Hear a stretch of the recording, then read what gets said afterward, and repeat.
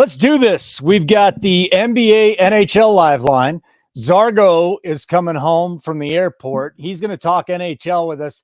Puck doesn't drop for another 30 minutes, though, for the Flyers at the team. The only hockey team I really ever covered, the Washington Capitals. Good evening, everybody. NBA, our boy Spread Astaire is going to be here in just a moment.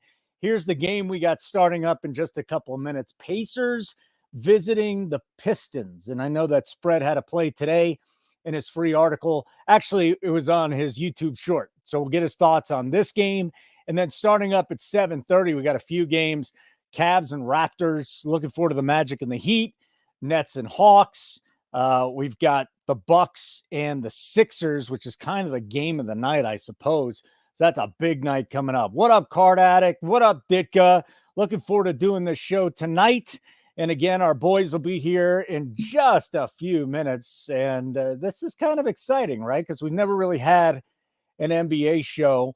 And again, normally we'll be doing National Hockey League stuff on a Wednesday night as well. But with one game, we'll get Zargo in here. We'll get Zargo out of here. And we'll let him go enjoy the rest of the night. And hopefully Sean Fox will drop by as well. Because if you guys are in our Discord, and I know we got a lot going on with the company, and in a couple of days, everything's going to be fixed up. But, you know, Sean Fox, Foxy just crushes. And he was posting plays last night in the live room. So I'm pretty excited about this. JW, if I got to step away for a bit with the plays being, I'll get the plays out there tonight. Yeah, no problem. I will get your plays out tonight. Excuse me. And you'll be all set. So, again, I think the main course for this show this evening will be that Bucks-Sixers game. The problem is there's no Joel Embiid. There's no Paul George. So the Sixers are definitely left with some issues there. And I think this is the sport, and we started doing it a little bit with the NFL. The NBA is the sport where if a player goes down, you've got the next man up. And oftentimes the market just does not know where to set these guys. They don't understand.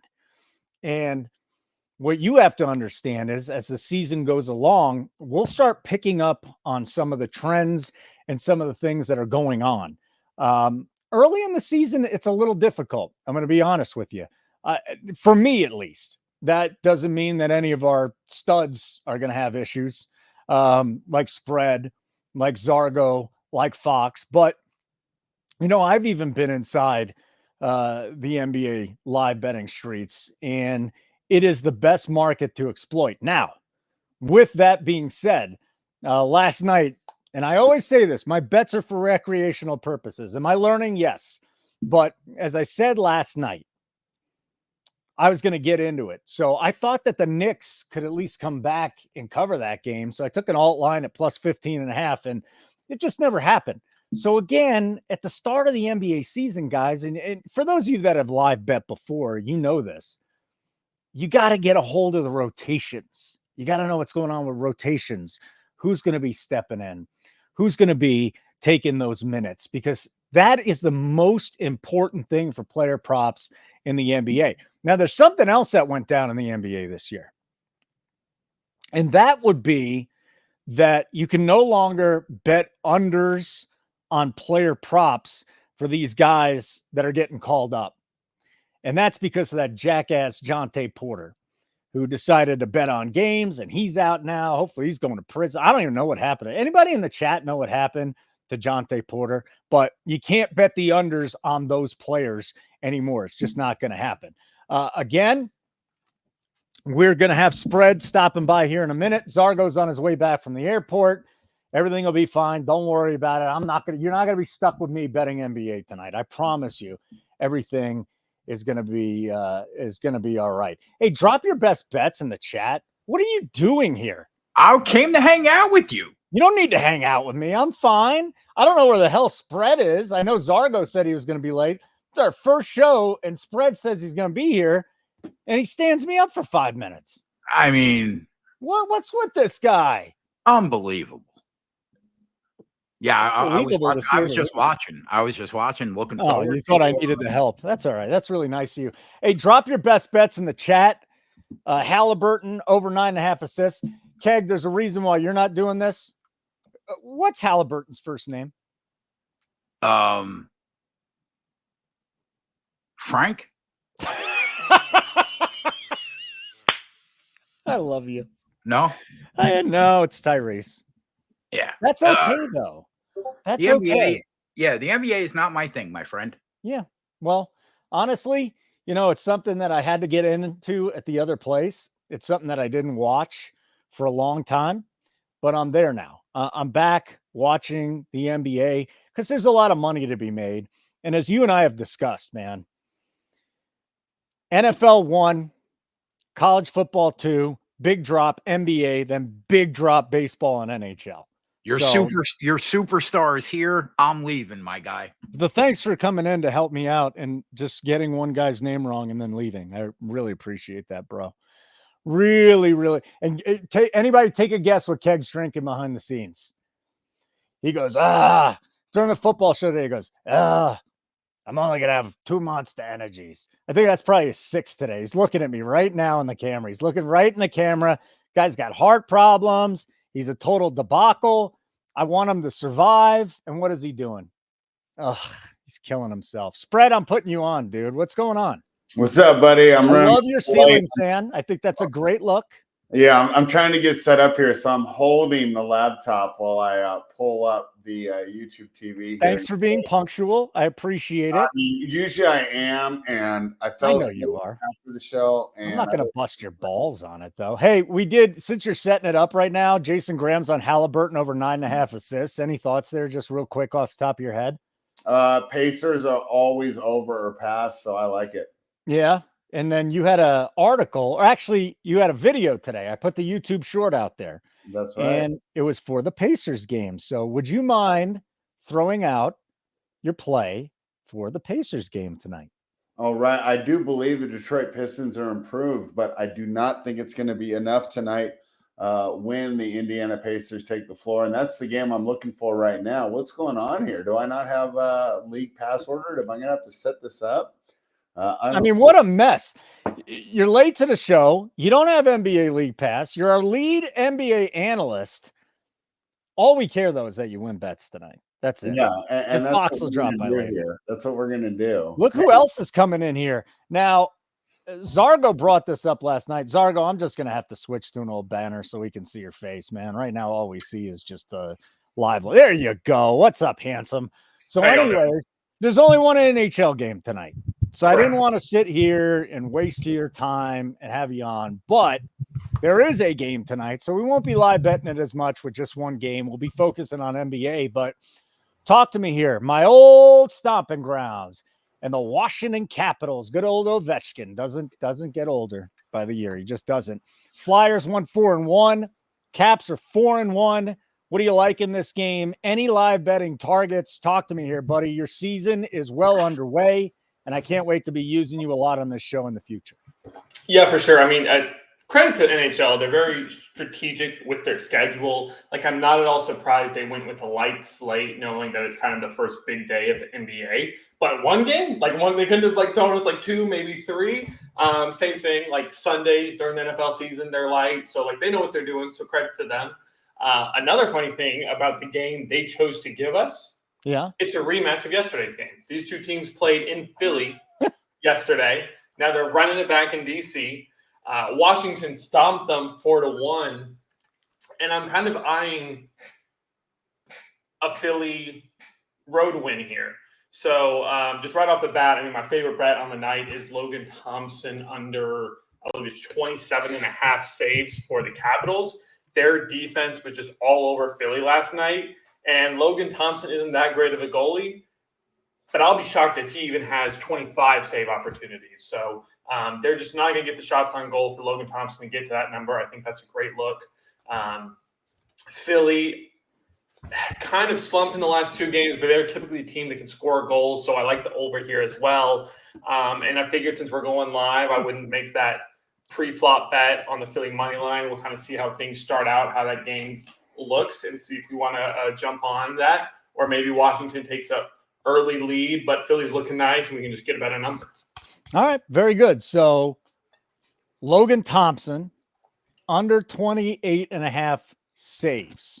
That's your bet that you're giving us, right? I believe it's 27, but yes, whatever number you 27 can and a find. half, and 27.5 is fine. You're good with that? Oh, yeah. I mean, honestly, anything. I'd go all the way down to 25. Wow. Would you alt line that, or you just hit the number, right? You're not going to. I would. I don't know any books that offer alt lines for under. I don't know that either. Spread, talk to me here, pal.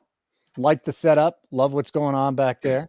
Where are the cats? Yeah, it's not the most professional, but where's the cats? They're both outside. But see, holding on the other side, I got my 2 TVs here, so I had to come back to the back room. But this is no longer my office like it used to be. Yeah.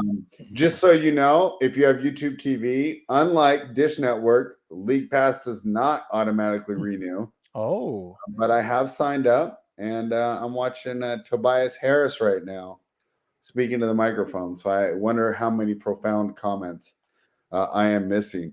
JC, have you done any NBA handicapping, or are you just all puck all the time over there? I have done very little looking into the NBA season. I've touched it. I've looked around, but I'm not.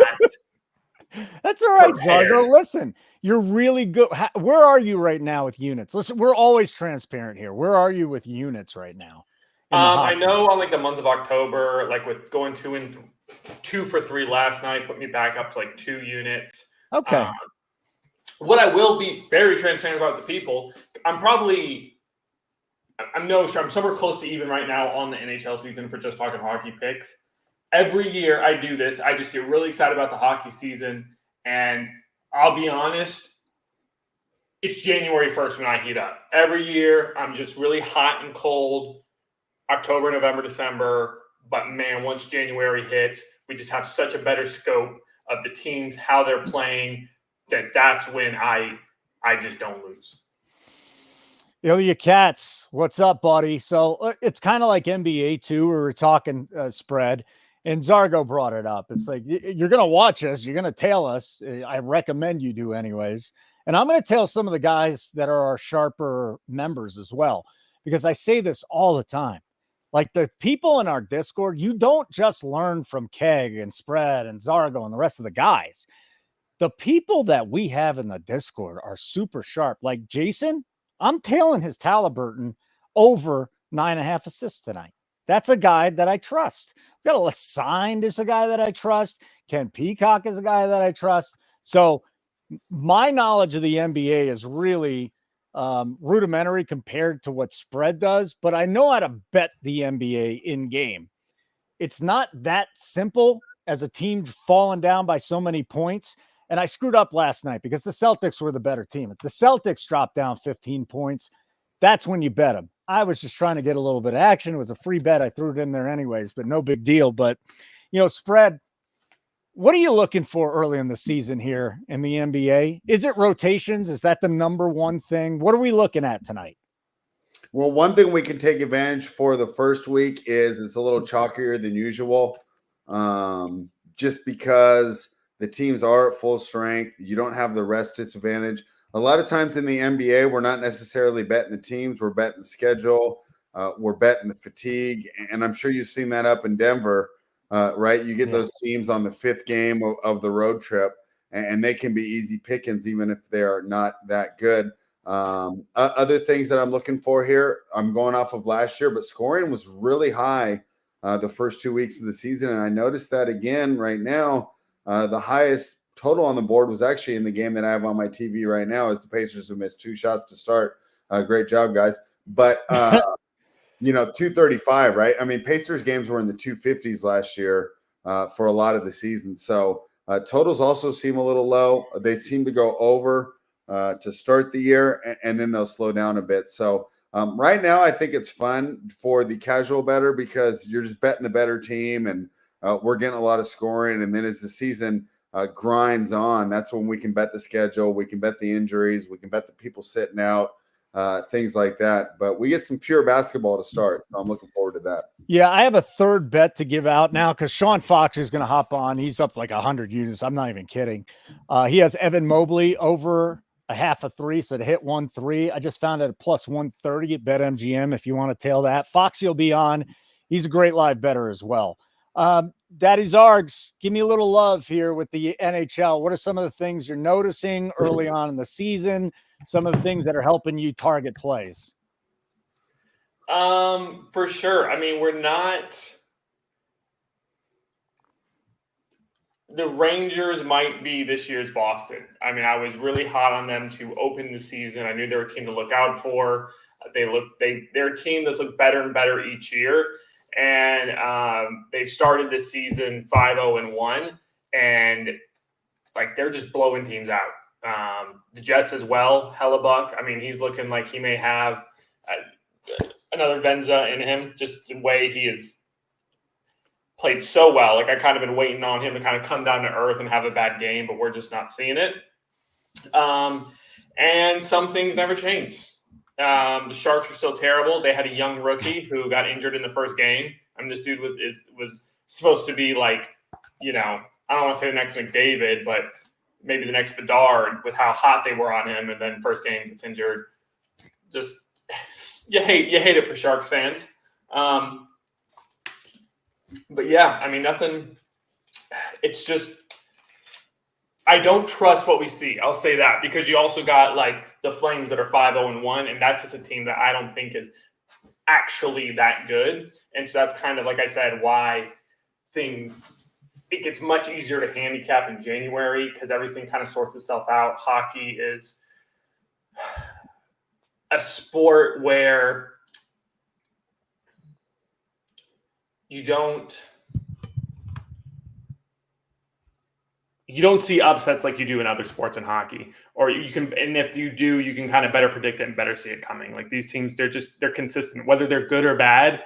You can trust that they will be consistent. It's just getting that point in the season where we know what we're getting out of each team. So that's just kind of why I'm watching every team right now, even the ones that are hard to watch, just to kind of figure out what the spots will be where they can cause that upset and where we can find value. I made a tweet the other day, it was a joke, but it's really true. A lot of the time with hockey, you're just betting the plus money coin flip, because a lot of the times with those middle of the road teams, there's not much division, and so you can catch a team plus 150, and you're like, they're not that much worse than that team, so we're just going to bet that every time you do that, you'll be profitable. All right, so spread, let's talk about this Pacers-Pistons game. The line was 5.5 when it closed. The Pistons are up 10-4. If you didn't bet this game, and I said to you, I can get this at -2.5, -20, you'd take it. But what's going on earlier in this game, and is there a number that you think we should be targeting in this game? Like if the Pistons go up by 12 points and we can get the Pacers money line at basically even money, is that an auto bet? Yeah, that's what I'm looking for right now. I'm thinking I'm going to wait for at least till the first substitution patterns here. Piston starters are looking good, but I'm not surprised. Indiana's a little slow to start here. However, we know this is a long game as Miles Turner just steps on the baseline for my team. So this Indiana team looking a little bit out of sync, but I'm not necessarily worried it's going to be a long game. All right, we got questions in the chat. Throw your questions in there. Don't forget, smash the like button. Doesn't take you very much to do that. And make sure that you subscribe to our YouTube channel, Nuke the House. Our memberships will be up for renewal here in just a couple of days. We can't wait to have everybody back, and that's going to be a lot of fun. This will be a free show, though, during the season. Mark Lewis, spread, you like the Bulls +6 tonight? Yes. I like that even before we had the news with Zion Williamson being out. Looks like DeJounte Murray will play, but I'm missing the season opener. This NBA is getting crazier and crazier, Holden. Wow. Joel Embiid's on load management for opening night. Zion Williamson, I assume he's really sick. I mean, who knows fat. what's going on there? He's just fat. That's his thing. It should just say Zion Williamson out, fat. Yeah, it's unbelievable, right? The guy's had such a talent, such a chance. Do you remember when he got in that spat with that porn star or whatever that was tweeting about him? Like, oh, she was great. What happened to her? But I don't know. But she did one of ones. She said every time I went in your bathroom, there was 1,000 soda cans and juice cans in there. So he's obviously got some issues with Mariah Mills. Don't forget about Mariah Mills. Oh yeah. She's still out there, still trying to live off of her relationship with Zion Williamson. But as far as the Bulls go, you're good with +6? Yep. All right. Mariah actually back on X now too. Not looking horrible, not looking great, but not looking great horrible at all. She looks weird. Yeah, she's had a lot of plastic surgery. Way too much. Card Addicts looking at Tim Hardaway under 18.5. No, he's off to a good start so far. Let's wait and see if that number keeps going up. Sit on that one. All right. Hey, what else, Zargo? What else have you noticed here? First week of the NHL season, maybe week and a half or so. My Avalanche, who got off to an 0-4 start, have now won 3 straight. They're looking all right. What are some teams that you got your eye on right now? Yeah, I mean, credit to the Avalanche, because naturally when I decided to start fading them was when they started winning. So kudos to the Avalanche for, turning things around. And they're a team that I figured would. Like, I didn't think they were, going to be a bottom of the division type team. They got a lot of talent. They did just get set up with an easy run, getting to play Anaheim, the Sharks, and then the Kraken, and they got Utah tomorrow. So look at that; they'll be back to 5-5 before you know it. Standouts for me, man. I've been really surprised with what we've seen out of Utah. They were a really great team to bet last year, just because they were so dominant at home, and they were always an underdog. I mean, they were a crappy team, but playing at Mullet Arena down in Arizona, it was like a barnyard, man. That place was awesome. It was electric, and they just had such a home field advantage. So I didn't know what to expect from that crappy team playing in a real arena, now being in Utah. But they're scoring. They're a high-scoring team. They let up a lot of goals, so they're going to lose a lot of games. But they're going to be fun to watch, and it'll be interesting to see that Utah crowd's rowdy. They broke a beer sales record in their first game. So, I like it. I mean, Utah's excited to have. Hold on a second. In Utah? I believe the stat had to do with the Mormons are drinking? It was a Utah-related stat. Changed the landscape of the Mormons right now. This is amazing. And it was, someone made a joke about it's all like light beer. Like, there's no high APV beers in the arena. So, yes, it was quite a funny dialogue that was going on X during that first game in Utah. So definitely a team to keep an eye on there. In the Western Conference, my Carolina Hurricanes, they look pretty sloppy to start the year. They're a team that have been on the precipice of a Stanley Cup for several years now, but there's concerns of, whether Brendan Moore can get them over the hump. I mean, he's a local legend. They're never going to, they gave him a contract extension this year or last. He's not going anywhere, but they're a team that they need to take it to the next level. Dealt with a lot of injuries last year, a little sloppy to start the season, but they're a team that I might play a future on here soon, because also I think they're better than they're currently playing, but they should be a force by the end of the season. All right, he's JC Zargo. During the season, when we actually have more than one game, he's going to be hanging out with us all night. But for now, one more time, your best bet, and then you can go take the rest of the night off if you want to. You can hang out here. I don't give a damn. But I love hanging out with you. But, we got our show tomorrow. You're a busy guy. It doesn't matter. What's the best bet one more time tonight for the one game we got with Philly at Washington? Yes, for the one game, we are going with Logan Thompson under 27.5 saves. DraftKings has it at I think everywhere it's -120.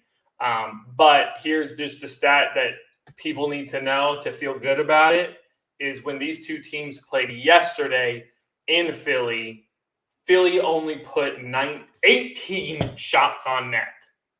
While it was a lackluster performance, I don't see them getting 10 more shots on net tonight. And even if they do, Thompson will let in more than a few, and we'll have an easy cash here. Not one we're going to be sweating. You can pretty much, probably by the third period, cash that ticket. All right, very good. Well, you, me, and Spread tomorrow are going to talk some NFL with Thursday Night Thoughts. So we're going to break that down, and then we'll break down 2 Sunday games. That's 4:00 Eastern tomorrow. And then you guys can argue about the other 2 games that are on Sunday like you normally do, which is always nice to see.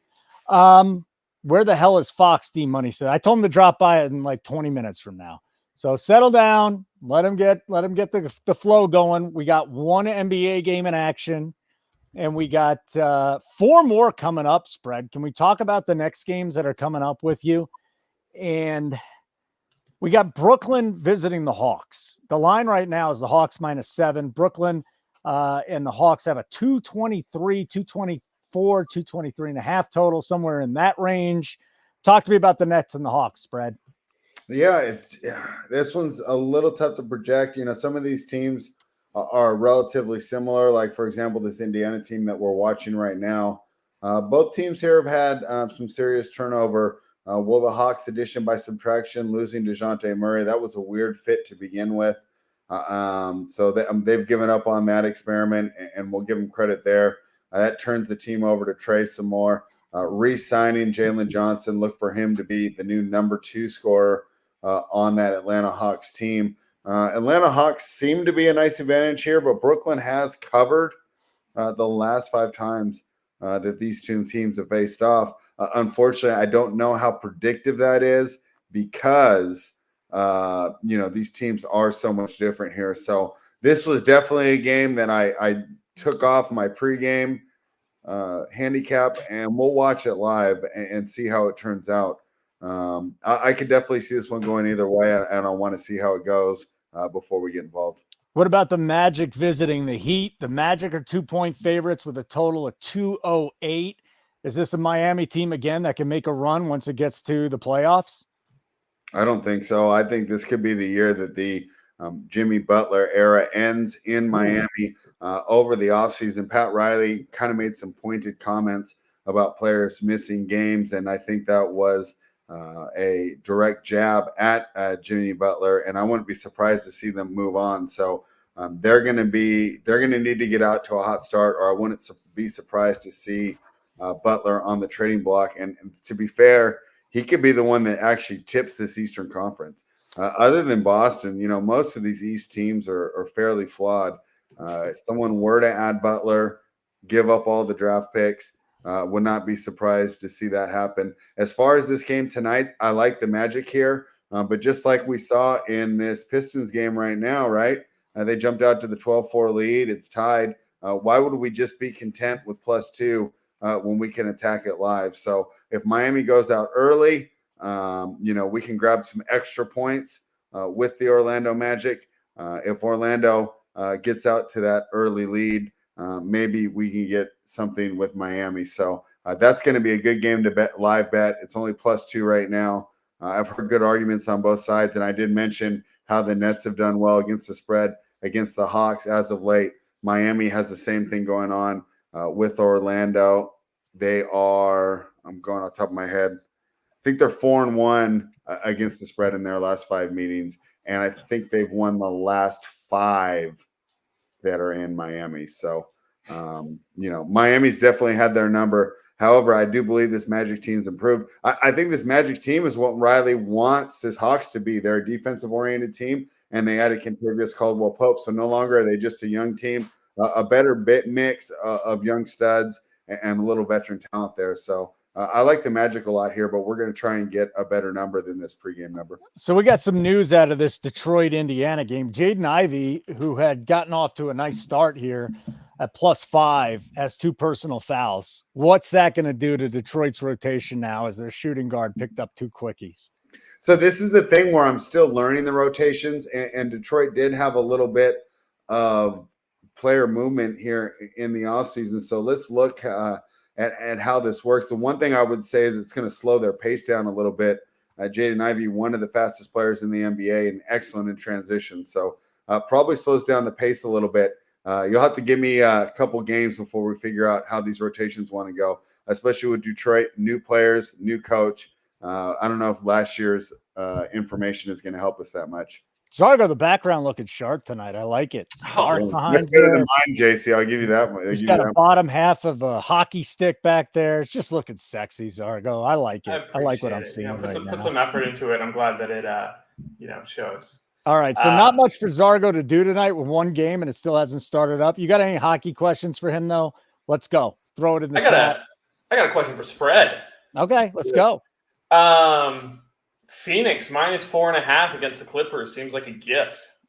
Or do we think the Clippers going to get into it at the new arena tonight and, cause an upset?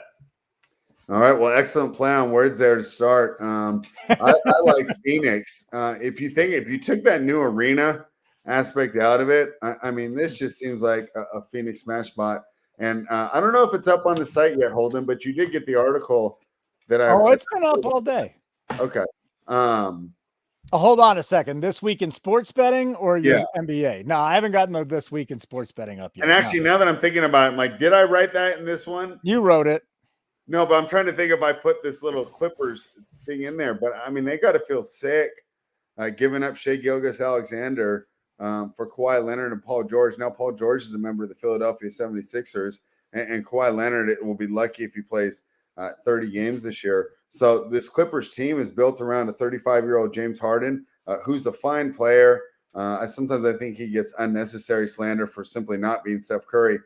However, he's not enough in my mind at this point of his career. And I think the Clippers have built themselves around a defensive identity, which is fine, which is great. And I think it's going to help them during the regular season. Unfortunately, tonight they're going against I don't know where Bradley Beal's at, but at least we have two of the most gifted scorers. That it doesn't matter how good the defense plays, right? These guys are just going to fill it up regardless. So I do like the Phoenix Suns to cover in that game. Yeah, for sure. Very good. I'm glad you're not worried about the wall. It is depressing, though, because I think Ballmer, they need to just tear it down in LA. But I think Ballmer's just so invested in this team, the new arena, that he couldn't. It would be such a bad look to open this new arena, establish yourself as your own team in Southern California in a rebuilding year. Yeah, and so first of all, their picks going away, their picks going to the Thunder, so there's no reason to tank this year. You might as well just do the best you can. It's just hope to have a playoff series at home or something like that. Yeah, it's just after a whole offseason, Kawhi's not ready to go. Shams reported today they still expect it to be weeks from now. And even if he does come back, how long is he going to remain out there? It just seems really hard to get excited for where this Clippers team is going. And it's not like they have like a lot of young talent that they could just pivot to build around. You know, they have a couple nice young players, but no one that you would consider a building block of a franchise. So tough times for Clippers, especially as the West continues to be stacked, right? The last 2 or 3 years, the San Antonio Spurs, you would circle them as a win on your schedule. And I don't know about if I would trust Chris Paul to lead you to a championship, but one thing we do know that he's good at is taking teams that are pretty bad and making them playoff level teams. So the addition to Chris Paul, you know, on certain teams, I don't think it would move the needle at all. To go to a terrible team like San Antonio and just try to lift that floor, I think he helps a lot, and it just makes the West even tougher. All right, let me get in here just before the puck drops. God's masterpiece. Thoughts on Washington money line over 6 goals tonight, Mr. Zargo? Yeah, I am on the over. I think we'll see more goals than we did last night, and I had a lean towards Philly. I really don't have a heavy preference on a side.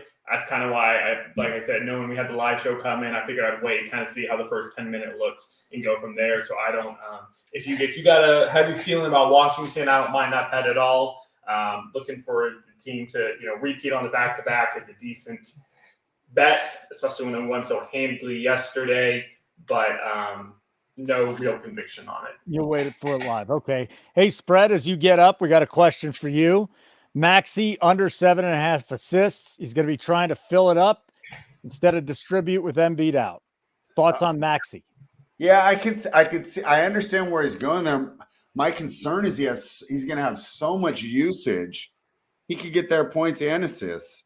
Both Embiid and Paul George are out. It's going to be a heavy dose of Maxey all night.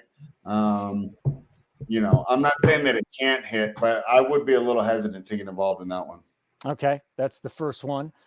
Second one, Card Addict, back to the NHL. FanDuel's offering of shots on goals in between periods is a home run. Bet a little shots on goal this year, Zargo? Live? Yeah, you're on mute, buddy. No, I'm trying to process that. Oh, you're just talking to yourself. Okay. I don't understand in between periods. And then he threw in the home run. That really confused me. I didn't know if you're doing like a cross sports bet. That means he likes it, I think. Yeah. But I'm just, So I'm just shots on goal in between periods. All right. While you're thinking about that, let me get back to spread. And again, this is our NBA NHL live show. Tonight will be more NBA. We do have 4 games that are just about to start. But here, Aaron has a question for you, spread. Drummond 2+ assists at 250 at Caesars. See, when you get these higher payouts, it's harder for me to try and dissuade you.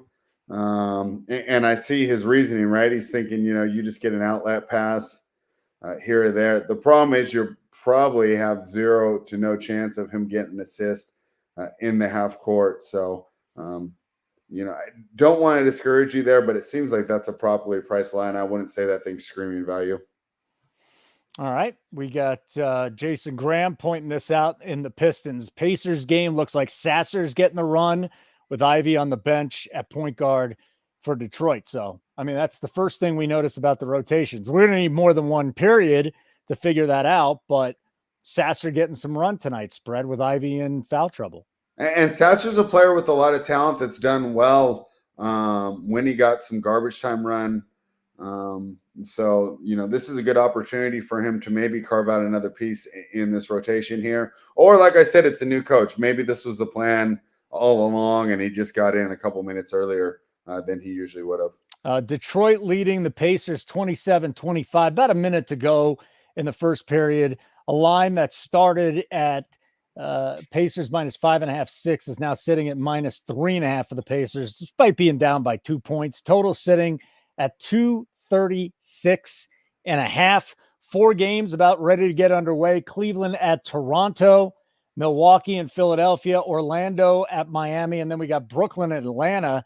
And spread, these were a couple more games we needed to get to. Bucks Sixers. The Bucks are 4-point favorites on the road. 222.5 is the total. But Doc Rivers was 17-19 with the Bucks last year. How do you expect this team to come out now that at least they've had a training camp and a little bit of a season with him? I mean, at this point of his career, I don't think that Doc Rivers is that good of a coach anymore. And it's really too bad because that I'm a big fan of Giannis and the Milwaukee Bucks, but my outlook for this team is not high this season. However, they've traditionally done pretty well against Philadelphia, and I wouldn't be surprised to see a good effort from them here tonight. My strategy for this game, though, is I don't want to lay 4. Hope that Philadelphia gets off to a good start, and maybe we can get the Bucks at plus money. So, but the Bucks is the target in that one. Okay, Cavs at the Raptors. Is, but let's see what's going on. This is really tough to see what's going on here. I know MB, they were already planning on missing most of the games, and I think that Andre Drummond is, if we're looking at backup centers, one of the best backups in the league. So I'm really curious to see how Philadelphia looks. Tyrese Maxey has another year to improve, really another chance for him to shine as well here. So I'm not like sold on the target. I'm not just going to auto smash the Bucks the minute they hit plus money. I definitely do want to watch this game. Now, is this James Wiseman heading to the locker room? What a disappointing career for him. I mean, this guy was supposed to be great. And once again, we found somebody that has not lived up to expectations. And, even Carlisle came out and said that Wiseman's new to the system and you don't think he's played with a team that plays as fast as they do. So on top of the fact that he didn't get it done in Golden State, he's got a new system to use to learn. So it might be a slow start for him too. Don't you think there'll be a learning curve, spread? Yeah, he's one of the guys that really kind of torpedoed his career by coming out of school a year too early, maybe even 2 years too early. Probably had the wrong people in his head, but you think he goes to that dream situation in Golden State where they need a center. Unfortunately, they needed him to be a role player, and he had never really learned how to do that. And that's one of the drawbacks of the way our system is set up now is before, and I'm going back when I was a kid, but these kids spent the time in college learning how to win, not simply the skills and the fundamentals. So that's where Wiseman really, he was brought in to be a star. He gets thrown into a situation where he's expected to be a role player, doesn't have any idea of what that takes, and now could potentially be his last stop if he can't get it done here in Indiana. All right, we got a question for Zargo here in the NHL. Jacob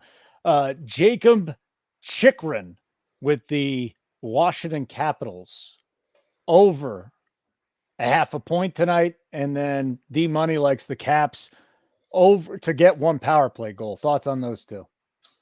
Yeah, power play goal. I don't love that play just because, oddly enough, last night half their goals came shorthanded and not on the power play, oddly enough. The Capitals actually have one of the worst power play offenses in the league. However, I was trying to get and I was trying to find an angle to make that a good argument for you, but Philly, they don't really commit too many penalties, so don't love that one. Chikrin's always live though, so that's not a bad option, especially just a point, not a goal. I don't mind that at all. And then going back, I was thinking about what Card Addict said. Just wanted to touch on that real quick. I like that angle because most of the time I haven't looked at them too much, so I don't really know what kind of offerings we're getting. But that is something you can normally kind of sniff out. Guys that are shooting that night are going to keep on shooting. Guys that aren't. So depending on what the number looks like, I can see how that's a great betting option. My favorite live bet this season has been we've seen a lot of comeback victories. And so perfect example, when I was on Anaheim against Holden's Avalanche, right? Anaheim put up 2 in the first period, and then Colorado answered back with 2. I think both were in the third. Colorado's an easy bet in overtime. I don't know if it's just the momentum, the ice tilt, or whatever. Just vast majority of the time when a team comes back like that, especially late, you can just bank on them in overtime. I just didn't get a chance to get that bet in for that particular game. So that's my favorite live bet this season. All right, hit us up in the chat. You got any thoughts? You got any bets you want to talk about? Card Addict is back. He wants to start looking at Halliburton points. Talk to me here. Spread pre-flop 19.5 minus 115 around the industry. Now he's sitting at 14.5 of basically even money on BetMGM. Tyrese Halliburton. Yeah, I'm surprised that's so low, especially when you told me the live total is sitting at like 236. Is that about the same number you're getting? Down to 233 here. But you got to think they're going to put up some points. You got to think they're going to pick up the pace. I would not mind jumping in on that. On Halliburton points? Yeah, I don't see why because he had a bad quarter. Jersey thinks that he stinks because he had a bad quarter. I'll still maintain I think that Tyrese Halliburton is a pretty good basketball player. All right, God's masterpiece. Bucks Cavs money line first half. Thoughts? It could hit, but not something you're thrilled with. Not necessarily, no. All right, so the live total is sitting at 233.5 in that Pacers-Pistons game spread. What number do you think would be a nice number to jump in? Don't you think this gets going? This game starts really get going, or what are we sitting at? 59 points through a period in 20 seconds. Yeah, has this game already gotten going? Yeah, I think it's going to pick up. The Pacers have consistently been one of the more faster-paced teams in the league, and it looks like the Pistons are eager to run with them. As we see this being the first game of the season, these guys got energy. They got juice in their legs. I think the jumpers will be falling all night. I'd be looking towards the over. Okay, very good. We've got our NHL game starting up here. So Zargo has eyes on the Capitals hosting the Flyers. We got a bet sitting there on that one. There is a NBA player prop boost on DraftKings. You can't be a big time bettor to do it. I don't even know what the max is here, but $20. You get a $50 profit boost on a player prop up to $20. So I know some people are $5, $10, $20, $25 bettors and go to DraftKings. I think that's something on a 50% boost. You're just not going to get that anywhere else that I'm looking at. I think you get a boost on BetMGM actually. Then I come back with it like a boost token, 20% boost token there. This is important too. You say, poo-poo. For the people that do bet $10, $20, yeah, I think 100% you need to use these bonuses. And the people that are betting $500, maybe it's not as important to them. But again, I say this, if they're going to give you a boost and you're already going to bet something, go and get it. So DK has one. We've got BetMGM with one. We got an NHL same game parlay, 25% boost over at FanDuel. That's really all I'm seeing at FanDuel. Nothing too sexy with them tonight. I'll go to Rivers too. Sometimes Bet Rivers will throw stuff in there, but our boy Ramon's here. What happened, Ramon? Go Capitals. That's what he's saying. Huh? Did you see it, Zargo? I did. What happened? Talk to me. It was kind of just a lot of people around the net, and it just found its way in. Did they give the goal to, I don't know if there's any deflection. That's why I was waiting to announce it, because I didn't see who they gave the goal to, because it's kind of bouncing around there. But it looks like, let's think about hockey, man. These names. Radish. Yeah. Radish? Yeah, I guess it was Radish. I think it was they gave Radish a goal. Make money betting. We don't give a shit about the pronunciation. Yeah, so that's where we're at. So right. Also kind of a live look in. I mean, we're 5 minutes. I don't want to jinx anything. I'll give a update halfway through the period, and I'll stick around the end of the first and see if I can get the people on live bet for this live betting show. All right, Foxy will be dropping by here in a couple minutes as well. Touchdown Kennesaw. I mean, Ramon just bets everything. Ramon's a sharp dude. He does the pregame show with me at 12:30 Eastern.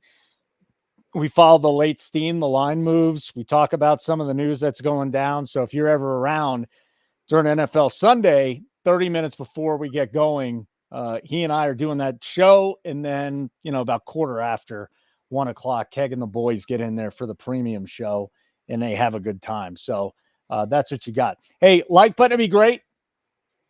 Subscribe to our YouTube channel. Don't forget about that as well.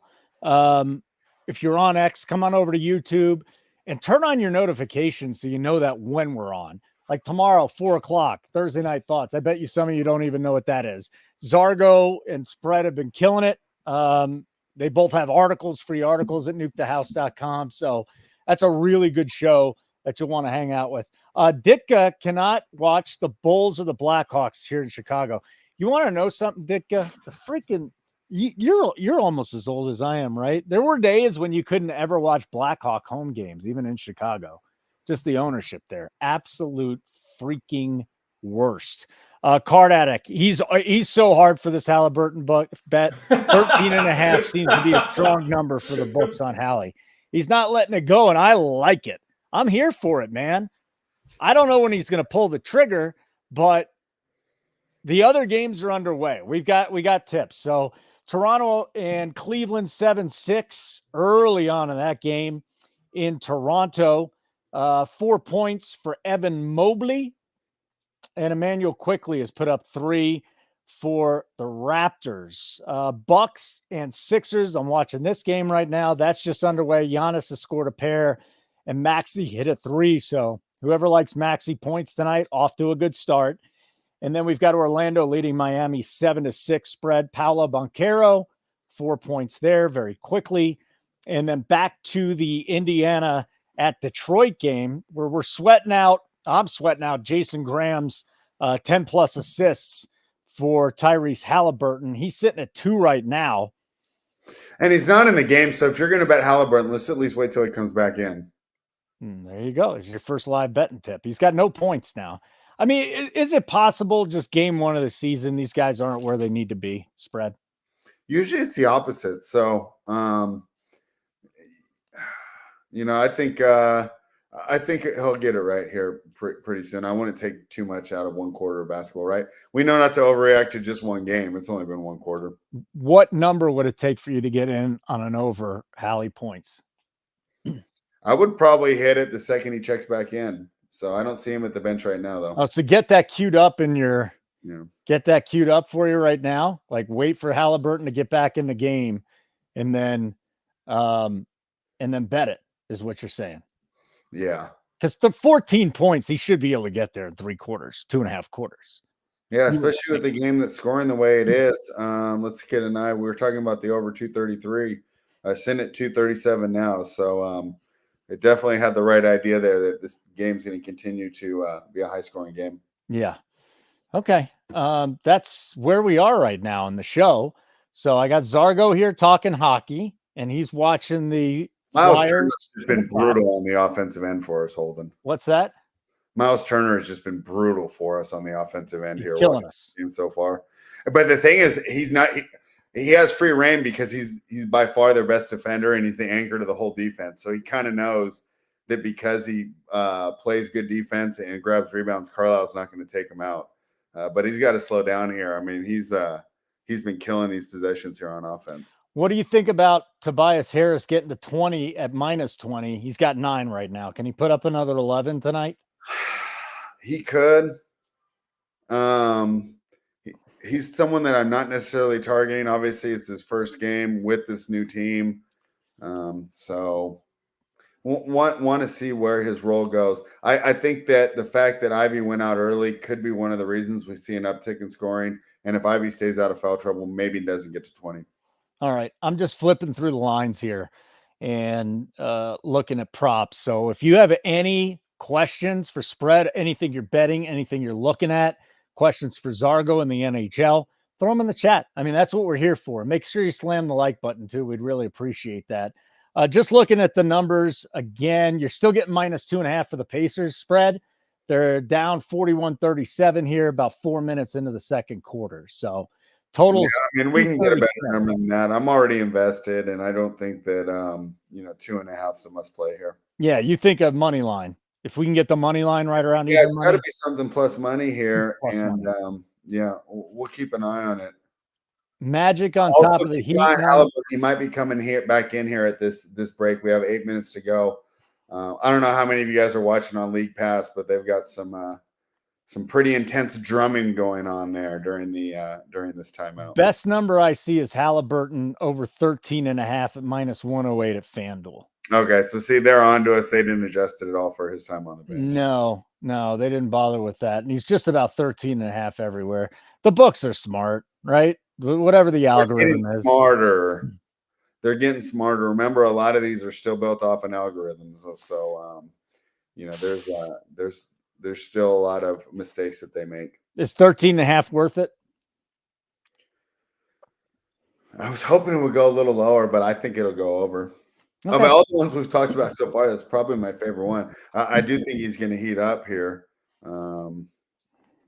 Who's our guy? Jersey. He thinks that he sucks, but I still think he's a pretty good basketball player. He's up to 14.5 at FanDuel now. So right. There is money coming on Halliburton going to the over. They would not have adjusted that a full point if it hadn't. So Halliburton 14.5. We saw it at 13.5 with a lot of juice elsewhere around the industry, but that's where we are right now.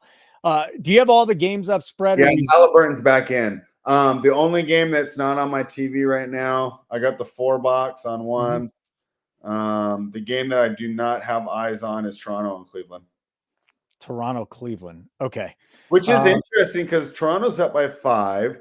Mm-hmm. I think Cleveland closed around 6.5. Yeah, I definitely got 7 already. Quickly with 7 points spread. Who had that? Quickly. Oh yeah, and that's not a surprise here with Toronto really lacking some offensive firepower this year. I know everyone's waiting for Scotty Barnes to step forward, but he's never necessarily been a shot creator. One of the reasons people liked him is just his versatility, and he doesn't need the ball to be effective. And because of that, that's all going to open up a lot for Quickly to play some one-on-one. I don't know where Fox is, guys. He'll show up at some point in time. He loves betting the NBA Live, so hopefully he'll stop by sooner than later. What do you got going on there, Zargo? You seeing anything? Mm-hmm. You're muted. You're seeing the mute button. Yes, it took 8 minutes of play and a minute of a power play for Philly to get their first shot on goal. So that goalie prop is looking solid. They just finished a power play, so we're back to even strength halfway through the first, and I'm eyeing a play or two to give to the people. Like I said, I'll hopefully have one, if not two plays here by the end of the first. Right now, I'm really considering that Capitals puck line, just since they got the goal. No reason to even consider the money line. Maybe, yeah, and regulation win doesn't look nice either. But I mean, Philly they look terrible. They can't keep it in the offensive zone. Washington defense is just getting the best of them. So if anyone wants to, jump on that right now before it gets out of hand, I don't hate that play. Okay. Just so you know, Halliburton sitting 13.5 minus 106. Still missed a wide open 3 while Zargo was breaking that down. So he's definitely not off to a good start today. No, and I don't even think what does he got? Does he still sitting on 2 assists? Yeah, we're sitting. I tailed Jason on this one, 10 plus assists. He's got 2. Thing about the NBA, though, spread, is that dudes can just light it up in a 2-minute span. Especially because when we were looking at Halliburton assist prop, well, he's just gunning stuff up and just missing. Unbelievable here. With Halliburton on that assist prop, we're going to need a lot of transition. And right now, this Indiana defense simply isn't getting stops. And I think that's what's really preventing them from getting rolling here. They're going to have to get some stops. They're going to have to get some action here in transition, although Ivy just picked up his 3rd foul, and he's been key for this team so far. So I know there were some criticisms of Ivy last year and how he's kind of redundant with Cade. He's been the major factor in this game here, going back to the bench with that 3rd foul on Halliburton. That was fairly unnecessary. I just see Halliburton blow by. Another jumper. Finally makes a shot. Tyrese, 2 down, 12 to go for the over 13.5. Well, that's if anybody bet it. He's up to 14.5 minus 25 now. So he hits one shot. It only went up a point. And that's I was complaining about Miles Turner on offense here. And they take him out, and now they're struggling to get those rebounds. They could have had a transition opportunity there, but they didn't secure the rebound fast enough. And that's why I said Turner's got some leeway. Even when he's throwing up bad shots, Carlisle's not going to go away from him. I mean, the Pacers are shooting 42% from the field and 4 of 14, 28% from beyond the arc. And it shows you how high that pace is because their shooting percentage is terrible, and they have 39 points with 5 minutes and 44 seconds to go. Yeah, 43-39 with just under 6 minutes to play. Let me go check out the live total for you. I mean, if Halliburton was even 4 of 8, right, Jason? The Pacers are ahead in this game. I was hoping it got to plus money. I saw it got down to minus 118 was the lowest it got, holding on the money line. Now back to minus 172. I don't know if you saw Keg Cop on the show. I was waiting for you. I didn't ask him to, but since I came on, he says he doesn't know the NBA, so that's fine. He knows the NFL, NASCAR, other sports. That's great. I said, "What's Halliburton's first name?" He goes, "Frank." Frank Halliburton. I almost feel like for the rest of the season, we got to call him Frank. Yeah. I just don't want people showing up and being like, why are these dipsticks calling Tyrese Halliburton Frank Halliburton? But maybe we'll get away with it as the season goes on. Let's look at the total here, the live total. What do you remember closing at with the Pacers and the Pistons spread? 234.5. 231.5. Is the pace enough to maybe get you on an over in this game? Where are we at now? We are about 5 minutes to play in the first half. Yeah, I like the 230 right now. You see a 230? Yeah, what do you got? I got 231, but that's only one book. So let me keep shopping. 231 at FanDuel, 231 at Rivers, 231.5 at DraftKings. Now it just popped up to 235 at Let's see if it accepts mine. I'm trying to get in at 230 right now. I just got it in at Bookmaker at over 230. All right. So if you bet Bookmaker, you just live bet it. That's our first bet of the night. Let me throw it out there. So you took Pacers Pistons over 230.5. I got 230 even. 230. All right. Start talking. And I'm going to throw this in the in-game. All right. Things I'm noticing on my other screens here. Atlanta jumps out to a big lead. Brooklyn crawls right back. I see a 15-14 right now with Brooklyn at the line. Milwaukee. Philadelphia had an opportunity. Milwaukee's not shooting it well at all. They have to feel disappointed that as bad as Milwaukee's been shooting from the field, the game is still tied at 12. Haven't had too many eyes on that one. But I think Philadelphia might be missing a little opportunity here because Milwaukee's definitely having problems finding the hoop. And as I say that, Damian Lillard did not look even close on that. It was a Halliburton-esque 3-point attempt. And over in Miami, a little disappointed in the Orlando Magic as they got out to an early lead. Wait for the score to come back up. But I think it was 19-12 last time I checked. And Magic are now +4. They closed at +2, so it's not a huge value, but let's keep an eye on that and see how high it goes. So only the offshore book is offering that number that you got. Everywhere else is just 230, 230 and a half at MGM, and it just went back to 231 and a half. All right. How much does a point matter? Seriously, like how much does a point matter when we're talking about? You mean on a total of 230? Not that much. Really? I mean, if it lands at 116, 114, hold, and you can drive to Sacramento and slap me. How about I would never do that. I wouldn't slap you. It's crazy because Rivers has 227 and a half. So they just what? Rivers just went from this total just tanked, guys. We got a 227 straight up 227 at Bet Rivers. Well, take advantage of that. And it just hit 229. That's the other thing on bookmakers. So it moves so fast. These lines just move so fast. I had a 229 flat for like a second, and now it's back to 230 and a half. 230 and a half at DraftKings. The bet is in. For me, Pacers, Pistons over 230 and a half. Hey, let's have a night tonight, boys. We've been cleaning up in the football.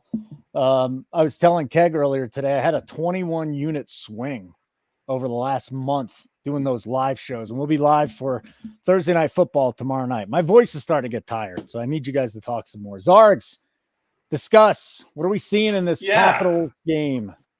I'm regretting the over, first and foremost, just because this game has no offense. And Card Addict, man, I'm looking at the shots on goal prompts on FanDuel, and I can't find the guy I want. And so, I was thinking we might have something here, and that's kind of a cool offering, but I don't know why they don't offer all the players. So, what's that about? I just locked in, just because I like the number, Washington to score the first goal of the second period. That was +110 on FanDuel. Okay. +115. So what's the bet that I'm going to throw in the Discord? Second period, team to score first, Washington Capitals. What book? FanDuel, +115.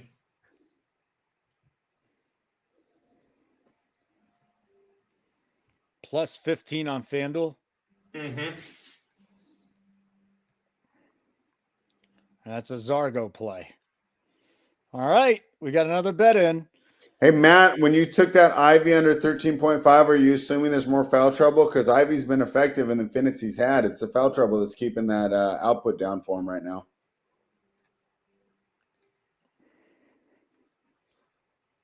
At everyone. All right. Bets in. Second period. Team to score first. Capitals +115 FanDuel from Zargo. All right. Very good. Maddie took Ivy under 13.5. Maddie bets everything, man. Maddie just bets absolutely everything. Second period shot on goal. Yeah. Be hitting a lot. Okay, cool. Little hockey. What were you going to say, spread? No, I was just going to say he's definitely not playing for the rest of the half. But as we talked about before, they seem to have these numbers baked in here pretty well because they didn't move it off Halliburton's rest period. I wonder if that's baked in or it will continue to drop. So it's something to keep an eye on that. Now, I don't have those, so I'm just relying on your information. Okay. Here's what the lines are for that total that we got in at 230.5 to the over with the Pacers and the Pistons. Still 230.5 at DraftKings, 232.5 at FanDuel if you wanted to go under against spread. Don't know how you do it, but hey, 232 at BetMGM.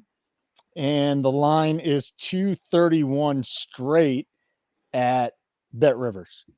So it's sitting right where it was. Right where it was. Clunan has a question for you, Zargo. What if no team scores in the second? Is it a push? No, it's not, because you can also bet on no goals. So it is a they do have to score.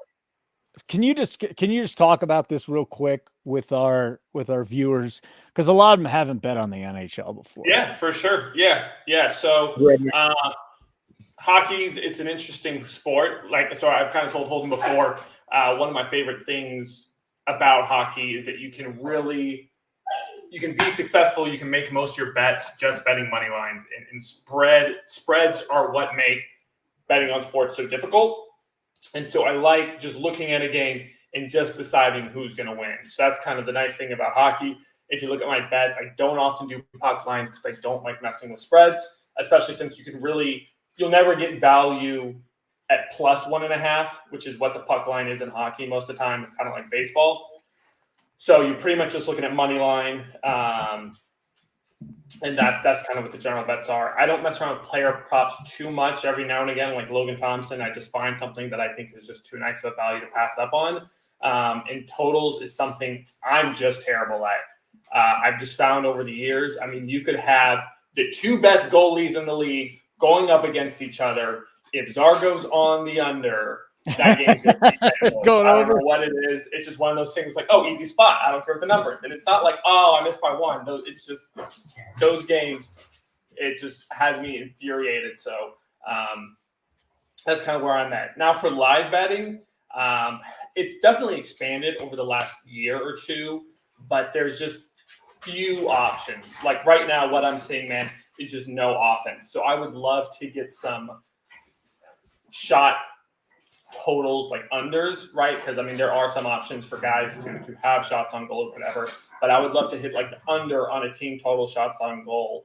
But they're just not that much offering. Most of your live bets are going to be players to score. So you got a guy who's got a lot of shots on net. He hasn't pushed it through yet. That's kind of a high value play because they're feeding him the puck, and if he's clearly feeling it. If he keeps having these opportunities, eventually one's going to fall through. So that, and then totals, I'm a little bit better at live because again, you look at the numbers, they don't go how you think they're going to go, but you look at a game like this right now where 2 minutes left in the first, Philly has one shot on goal, Washington has 7. This is just not going to be a high scoring game. Since I was on the over pregame, I'm just not going to double back or whatever. If there's anyone who's just joining the show, I don't mind jumping on the under right now. 5.5. I'm not a great play just because the number is minus 130. But that's when I come in live, I'm mostly looking at totals and aside if I didn't have one pre-flop. Turner, 8+ rebounds, minus 15. I suppose that's Miles Turner. 8+ rebounds. And that's a great pick. Halliburton single-handedly killing this side and this total for us. I mean, he's been terrible. And the assists. Pacers plus 110 is what Matthews is seeing. I see it at plus 120 on DraftKings now. At what point in time are we going to start thinking, hey, let's go with the Pacers at plus money or spread? You know, sometimes we got a pre-flop play that we're looking at targeting, but something just looks off and we don't jump on it. So talk to me here about plus 120 for the Pacers as they trail by 7 with 1.5 minutes to play first half. I mean, that's what I logged on expecting to be able to hit if they got down. But we're looking at the way that this team is playing right now. This offense is obviously built around Halliburton, and he's been playing bad. He's forcing shots. You know, those 3-pointers from 3 to 4 feet behind the arc, they look great when they're falling. But when they're missing now, they just look like terrible shots. This offense is out of sync. I don't want to jump in. He's killing both of my bets right now. I mean, Detroit's getting it done for us as far as the points we need to hit this over. And Indiana's offense isn't looking fluid at all. And I'd like to credit the Pistons. I'd like to say they're doing a good job defensively. The Pacers are just missing a lot of open shots. So. Yeah, total still. You told us to get in at 230.5. It's now 231.5, 232.5, depending. Yeah, I mean the Pistons are doing their part. I mean the Pacers' offense looks bad, and every time Miles Turner gets the ball, it's just terrible. A great dunk there from who was that? Jalen Duren? Is that Duren number 0? 1 plus 150 for the Pacers money line. Yeah, let's keep monitoring. If it gets a little higher, we'll just have to take it out of principle. However, I mean, when we get to plus 180, plus 190, we've seen plenty of these things happen in the NBA, right? Yeah. But all right. Am I drinking? Jabroni Clyde, I don't drink alcohol. I know it's surprising to a lot of people. I just don't enjoy it. Makes me sick. Makes me tired. Zargs, are you looking for Sanheim from Card Addict? No, I was looking for Manga Pain. Okay. I don't know why Matt's saying Jesus, but he decided to do that. I don't know why. He's probably watching the Pacers and how inept they're looking on offense and just he's like me. He's in shock. Spread. What about this Milwaukee-Philly game here? Milwaukee up by 3, 35 seconds left in the first period.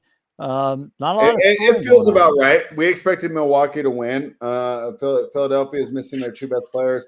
Milwaukee's already had their number. I don't really see an angle here. Numbers are pretty similar to what they closed out, right? Yeah, let's see here. Well, the total shouldn't be as high, should it? 209.5.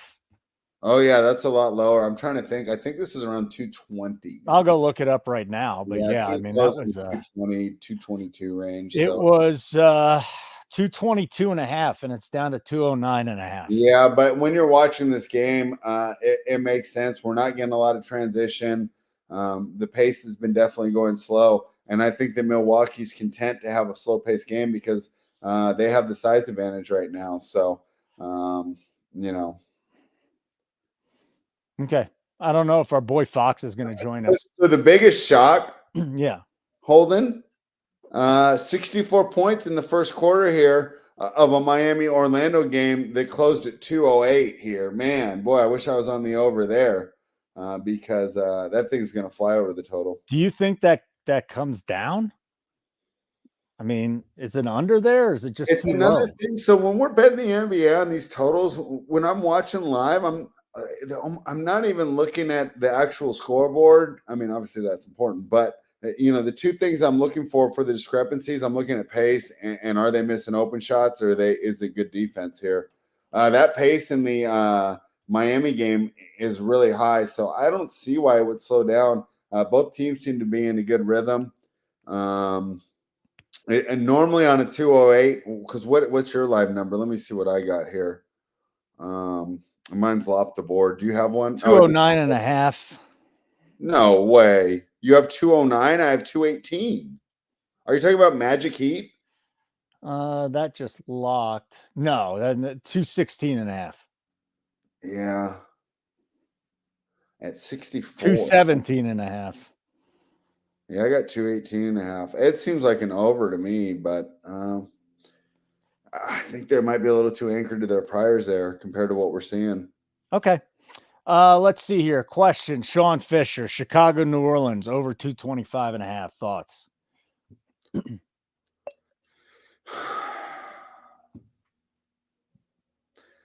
I don't know. Who's going to score in that game? What do you mean?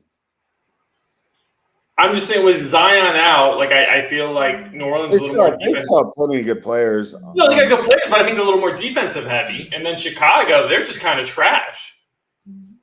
I don't know. I think they're kind of getting a bad rap. I mean, Chicago's got Josh Giddey. He's going to run the offense, and more importantly to the total, he's going to run it quickly. We have Lonzo Ball's back, even though he's more of a defensive player. Kobe White can light it up. Vukovic is all offense, no defense. It doesn't scream under to me. My problem on trying to handicap that game right now, Holden, is I have no idea what either of these teams look like with the way that they're going to change things, because DeJounte Murray changes the way that offense flows. Kind of a true point guard, but he does look for his own shot a lot. I want to see how that affects the other people. And then we know Chicago is almost, they've turned over a lot of key components of their roster here. So not something I have strong feelings about. I think I know what you're going to say about this spread. Jake says, should I double down on the Heat money line right now, right around 120, minus 20? I wouldn't. I kind of lean towards the Magic. I like the Magic there. Yeah, he's a Magic guy this evening. That game is tied at 32. second. What I would do if you do like the Heat, I think the Magic's at least got a run in them. If you're gonna jump in, at least get a way better number than pregame. Yeah. Then we got guys on Giddy tonight, PRA 24 to the over, and then Yunko saying Giddy over 6.5. I like the PRA better if you play it. You don't like these 6.5 assists straight up? I think they're both good, but I think the PRA is safer. Jason Graham, I can't bet Giddy he's a pedo. I mean, everybody has their standards, you know. Is he officially one? I don't know. I don't want to talk about it either. What did you bang a 17-year-old when he was 20? He's not. I mean, I'd be pissed off if that was my daughter. That's all I'd say. No, I mean, I agree with you. I'm not saying what he did was right, but I don't necessarily think he's like a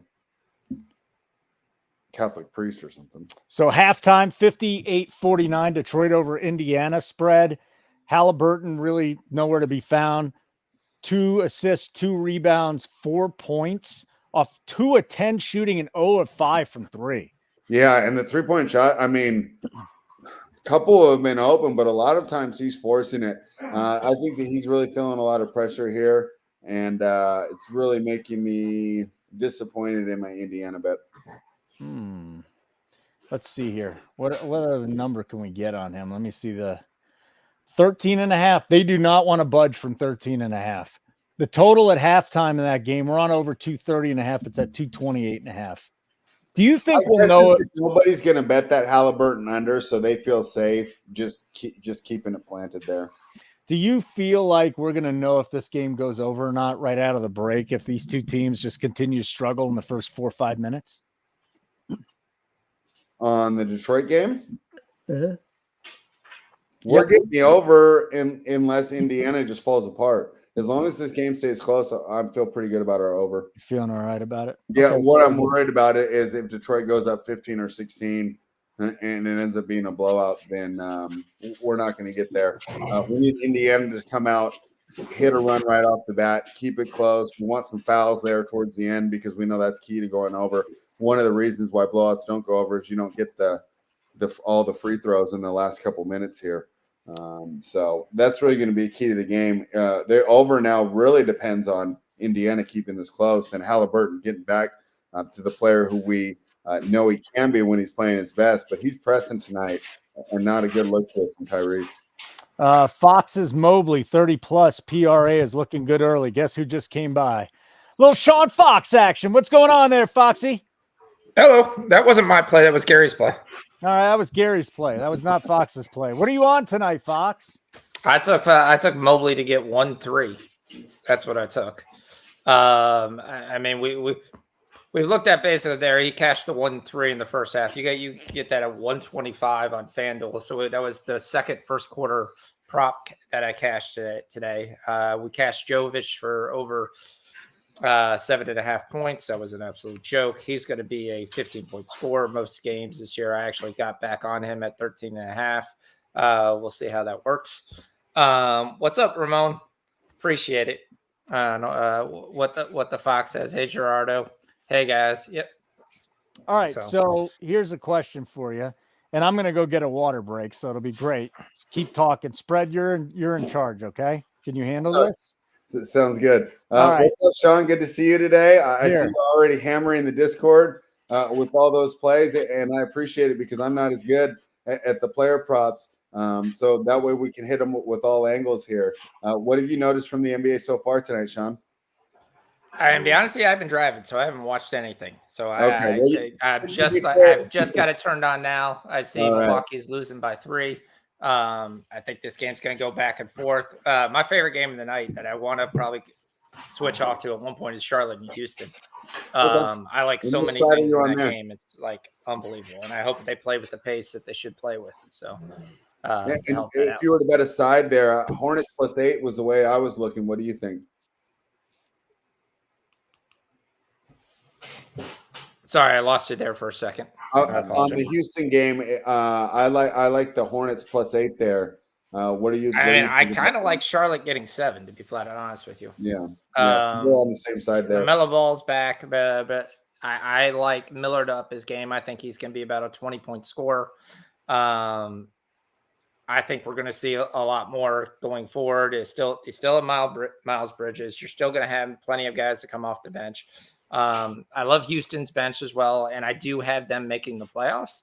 I just think this game, I think the Hornets are going to stick around in this game. Yep. Yeah, and you mentioned the strength of my handicap too. I expect Brandon Miller to make a big leap this year, and I don't know if the books have accurately kept that in. Maybe one of the reasons Charlotte's win total was so low this season is just the expected injuries. As LaMelo Ball is a fun player, but he's had problems staying on the court throughout his whole career.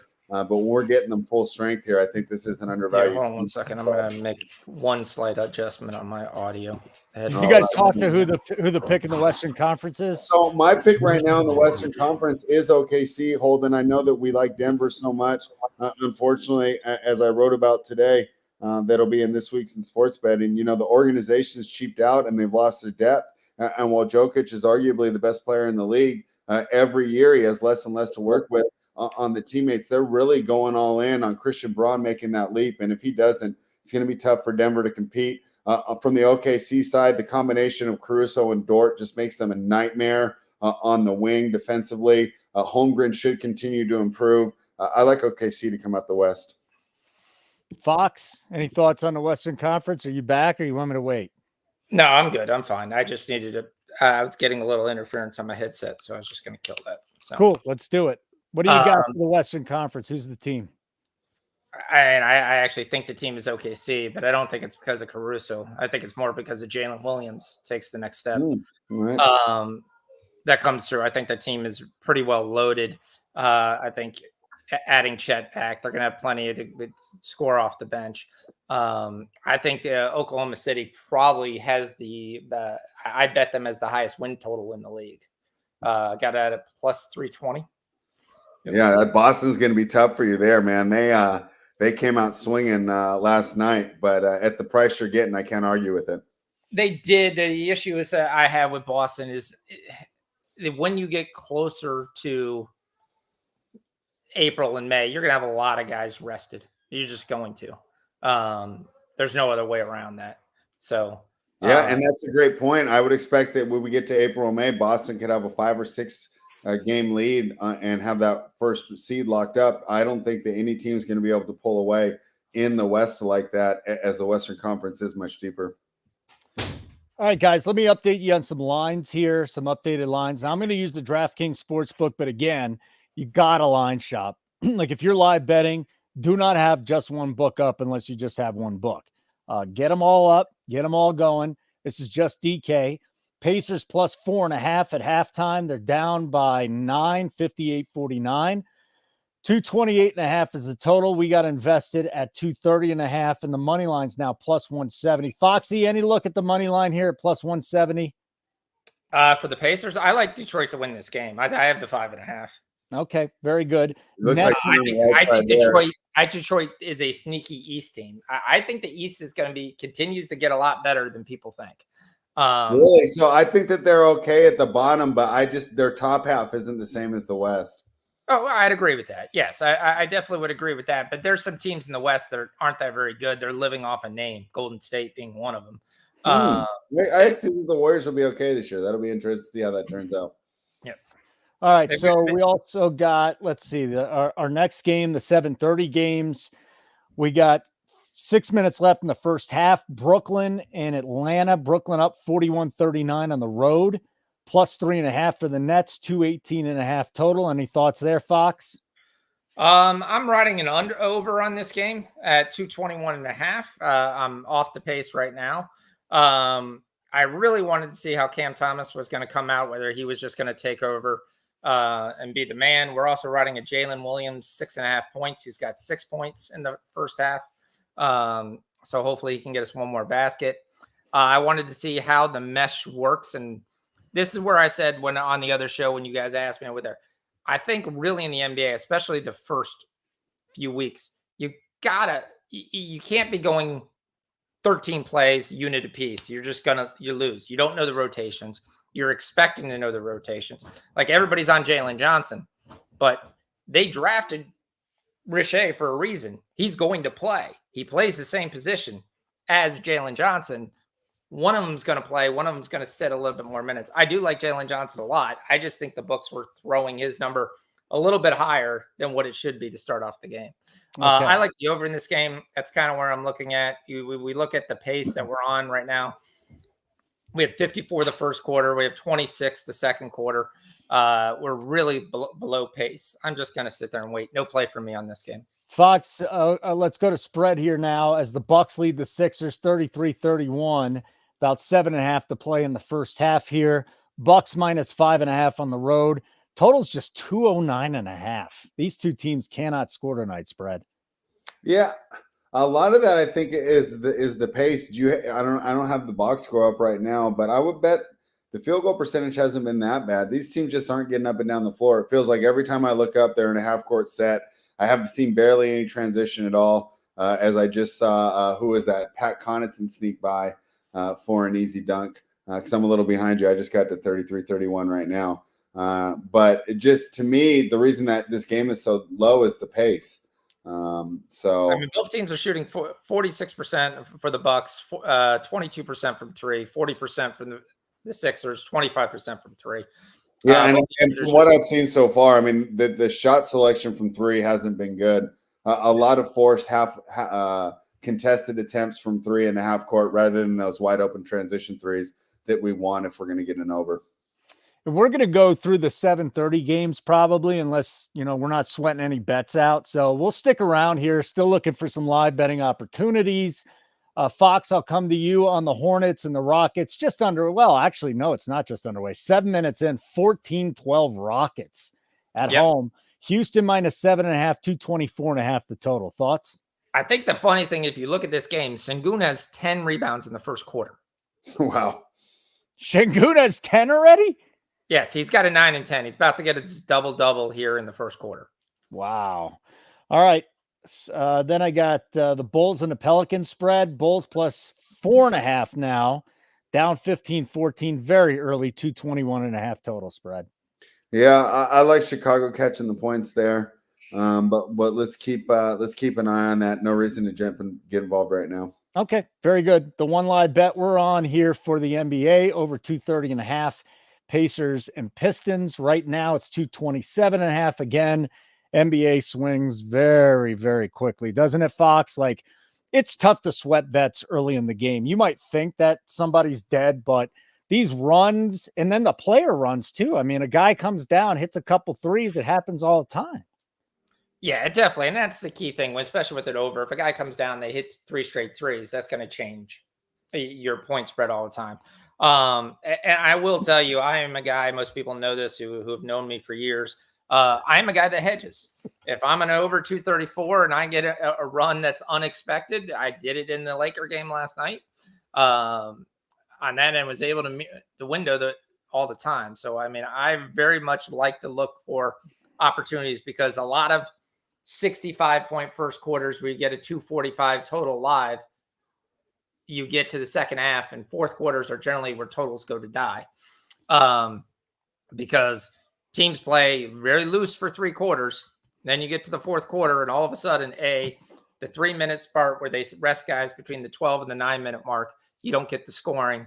Then the game starts to really slow down, especially if it's a close game. All right, Zarg. Yeah, sorry, Fox. Keep going.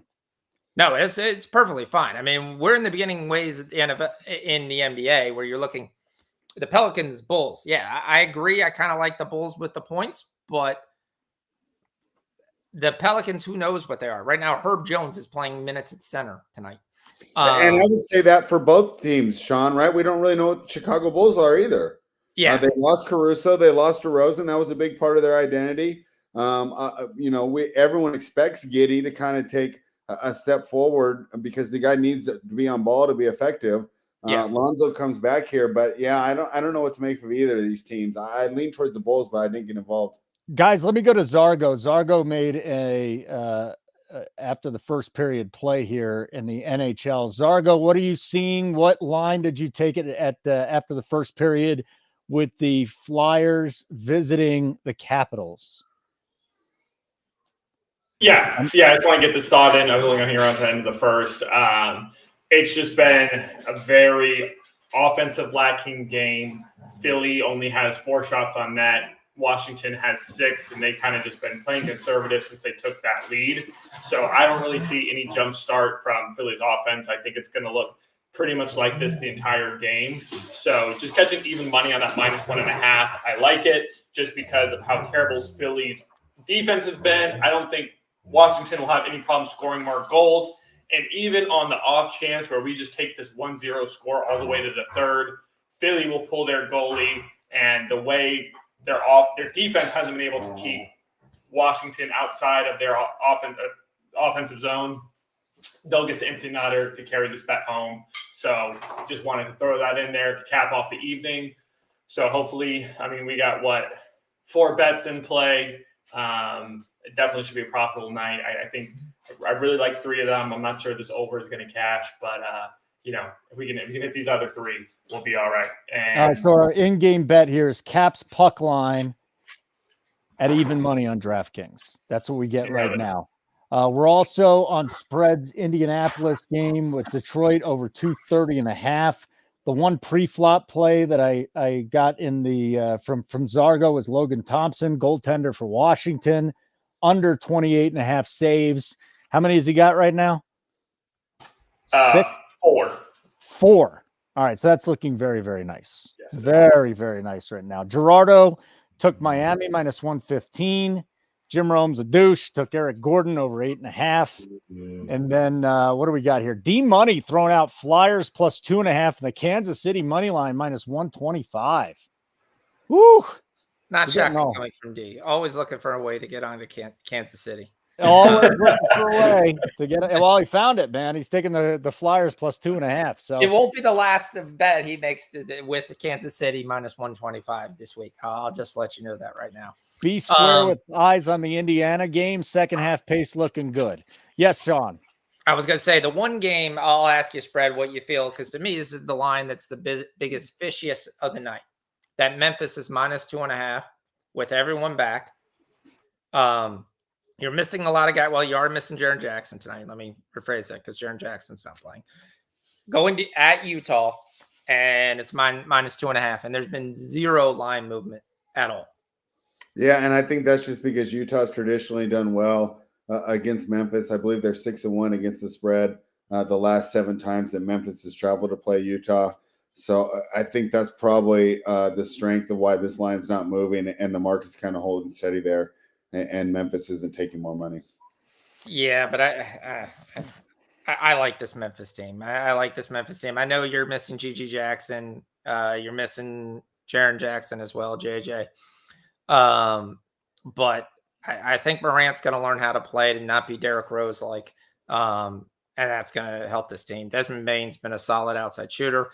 The additional Zach Edey, we already know I have him as Rookie of the Year. I think he'll go in there and he'll just kind of dominate inside the paint. Yeah, that'll be an interesting matchup with him tonight. Kessler's out there for Utah, right? Yes, Kessler's out there for Utah. Big slow guys, right? Throwback to when I grew up. Let's see some slow centers just plodding around out there. Spread got some good news for us, buddy. We're in on the over 230.5 with the Pacers Pistons. As B Square was saying, the pace is up, and so is the total, 237.5 now.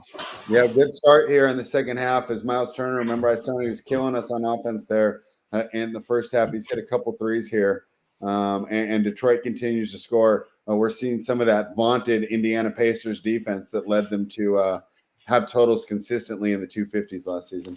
Tyrese Halliburton, or as Keg would call him, Frank Halliburton, points down to 11.5. I mean, God, that's really low, but the guy just sucks tonight. But you saw this in the preseason. He went out in the preseason. He just shot 3, and he's 0 for 5. Came out there, and that's all he did is shoot more 3s. He's come out. I actually took his points first quarter because I was like, if he's going to shoot 3 threes, his first quarter points was 4.5. I was like, if he hits one of them, he's probably going to get that number. Yeah, I think that team's got to figure out how those two. You saw Nembhard in the playoffs. You saw how he took over the offense, and they were able to be very productive with him running the point. And now you add Halliburton, who is not an off guard. He is clearly a point guard.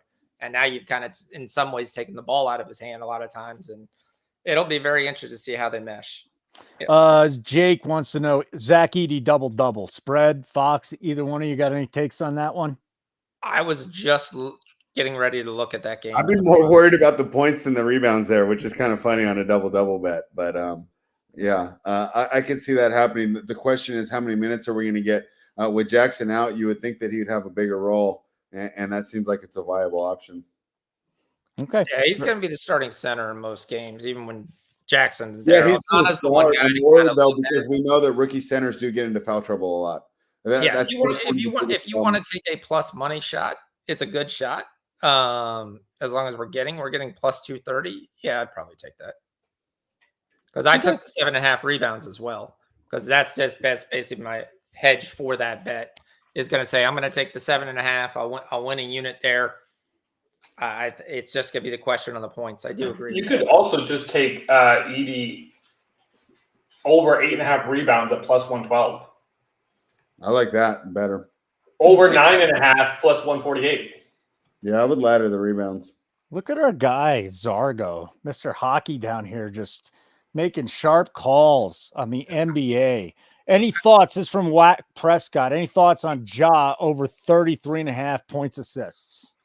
You'll see all the time. This will be 33.5 points assist. Okay. Oh, wait, I thought he was saying points. Points and assist, yeah. Nothing? It probably hits, but the value on that versus the projected is not really there for me. Okay. And my other concern is with Morant, first game back in a while, maybe they limit his minutes, especially if Sean's right and Memphis is winning handily. All right, let me get back to the board here. Just sides and totals. Not going to give any player props. If you guys see any player props, you got questions about player props, you got to play on player props, throw it in in our chat right here. We love it. I really want to talk to you guys about this. This is our brand new NBA NHL betting show. Zargo isn't talking as much because the NHL has one game tonight, but Spread and Fox are on here looking at the NBA, and I think Zargo is too, obviously, from what he just brought out. Nets and Hawks. Nets up 55-50, just about at the break. 25 seconds left in the first half. Brooklyn plus 2.5, 216.5 total. Orlando and Miami are now tied with 3 minutes to go in the first half. Orlando plus 1.5, plus 105 in the money line. You get the Heat at minus 139, and the total's a paltry 218.5. Bucks up 10 on the Sixers, 140 to play in the first half. 54-44 Milwaukee on top, minus 10.5 for the Bucks, 216.5 total. Cavaliers 53-45 lead in Toronto, 4 minutes to play in the first half, plus 8.5 for Toronto, again down by 8, 235.5 total. We've got Charlotte and the Rockets. The Rockets up by 5. I think we went the end of the first quarter, right into the second quarter here. Plus 8.5 for Charlotte on the road, 218.5. Bulls and Pelicans. We were talking about this game before. Pels up 27-23, end of the first quarter. Pels minus 5.5, 223.5. Spread, you seen anything right now on the board? No, but I got to get some of these other games on here. So let me move here and get my deal. The only bad part I said I need matching TVs, right? Yeah. I didn't think about, well, now they use the same remote. So that's not good. Take care of everything. Yeah, you might want to get a universal. Fox, are you seeing anything on the board right now? Anything you're tracking? Anything in your mind? I'm watching to see basically Amen Thompson. Thompson has 7 points already. So a couple people know we've got him to get 8.5 points. So that's in the first quarter. Don't like the pace of that game at all. So I got to see what's coming in the second half. I took some stuff in the Memphis game. I took Santi Aldana over 9.5 points. In the Memphis game, you got Aldama over 9.5. Aldana. Aldana. It's Aldana. There's an Aldana and an Aldama. Oh, it's someone else? No, it's Santi Aldana. It's Aldama. Yeah, it's Aldama. Is there an M? I thought it was. Listen, I trust your betting acumen, but just leave that to me. Leave the names to me, buddy. All right. I don't know how it's spelled, but I know it's pronounced. He's with Memphis.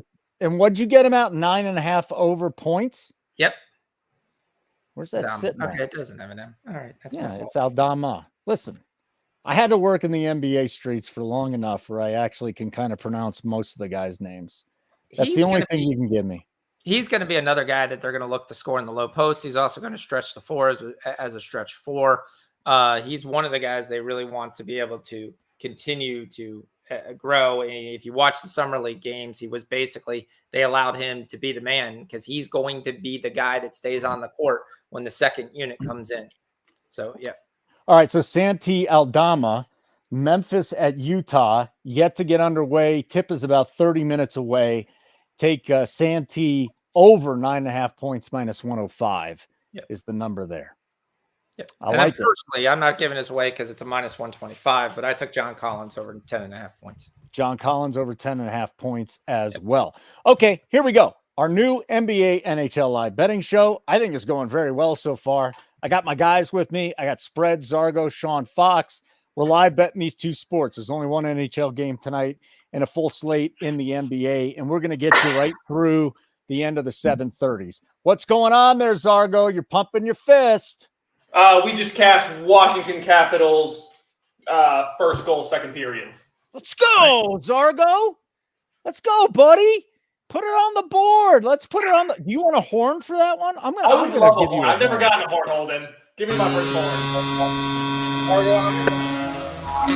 Who scored and what the assists are? Informational purposes. Of course. That's from, the goal horn is from a hockey game, so I got to give that to you, Zargo. And we put that one out live in the Discord, so we're Nick officially Dowd scored the 1-0. goal. I don't know who they gave the assist to. What's that? Oh, come on. I said Nick Dowd scored the goal. I don't know who got the assist. Well, our puck line's looking pretty good right now, ain't it? Yes, it is. That was the thing. That's why I was a little hesitant on the puck line because I knew they were correlated. But so that hits. We're up 2. And with that, I am going to get out of here. And if you guys are still live when this game's over. He's leaving on a high note. Put this in the Louvre. Zargo, my first NHL bet ever. LOL. And it's a winner. It's a winner. Zargo, great to see you, pal. You take care of yourself. Will we have more NHL games next week? I hope so.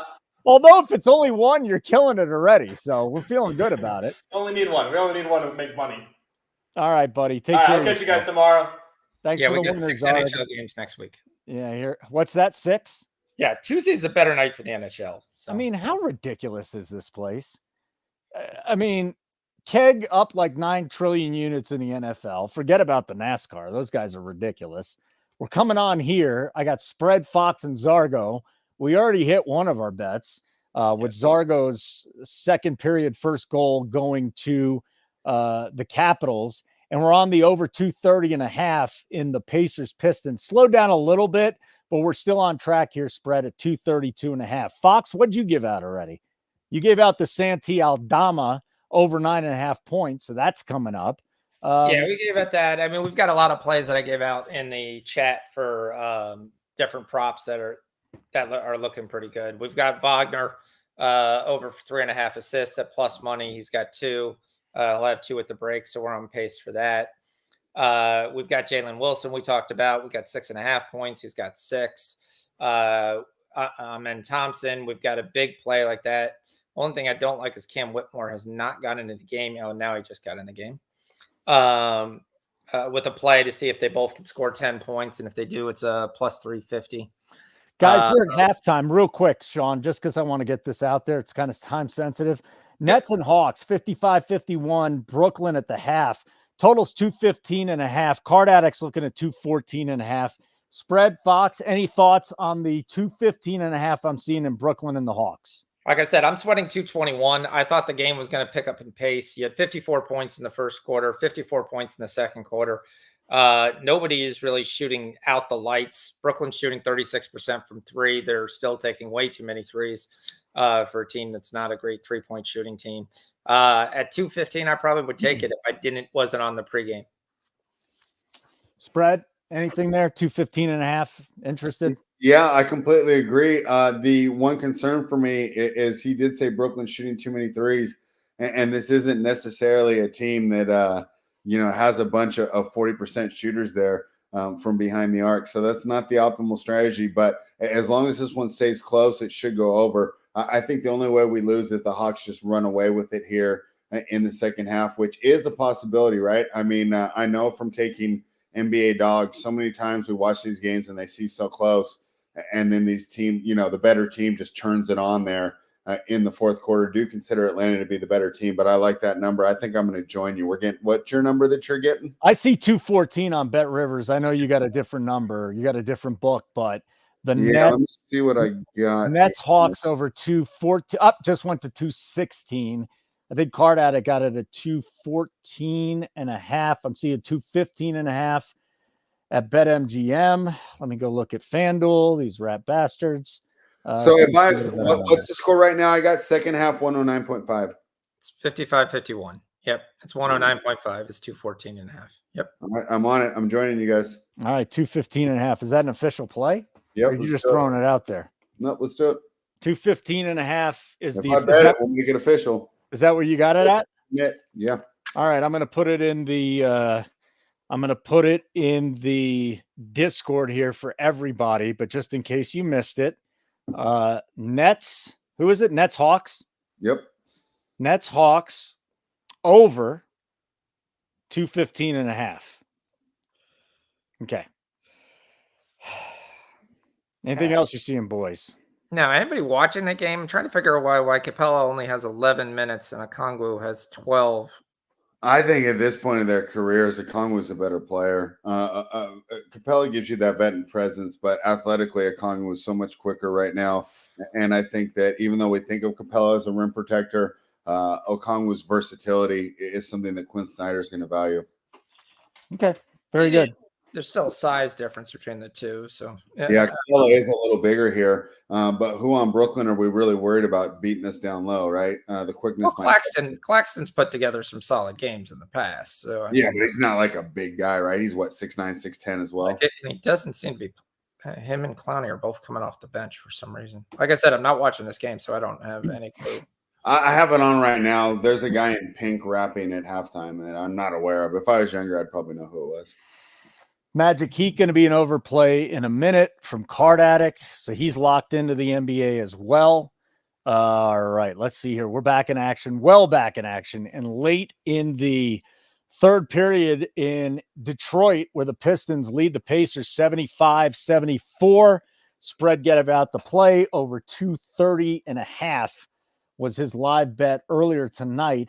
So if you tailed that, you're that total's dropping, my friend. Yeah, I could go either way after a hot start. The Pacers are doing well here. They're starting to come alive. Pistons have not been scoring much. I haven't memorized it, but it feels like they've only scored about 6 points in the last 5 minutes of game time. Yeah, so they could heat up again. 227.5 is the current line. 3 points in the NBA is nothing on a close, so we should get some fouls at the end, regardless of who's ahead.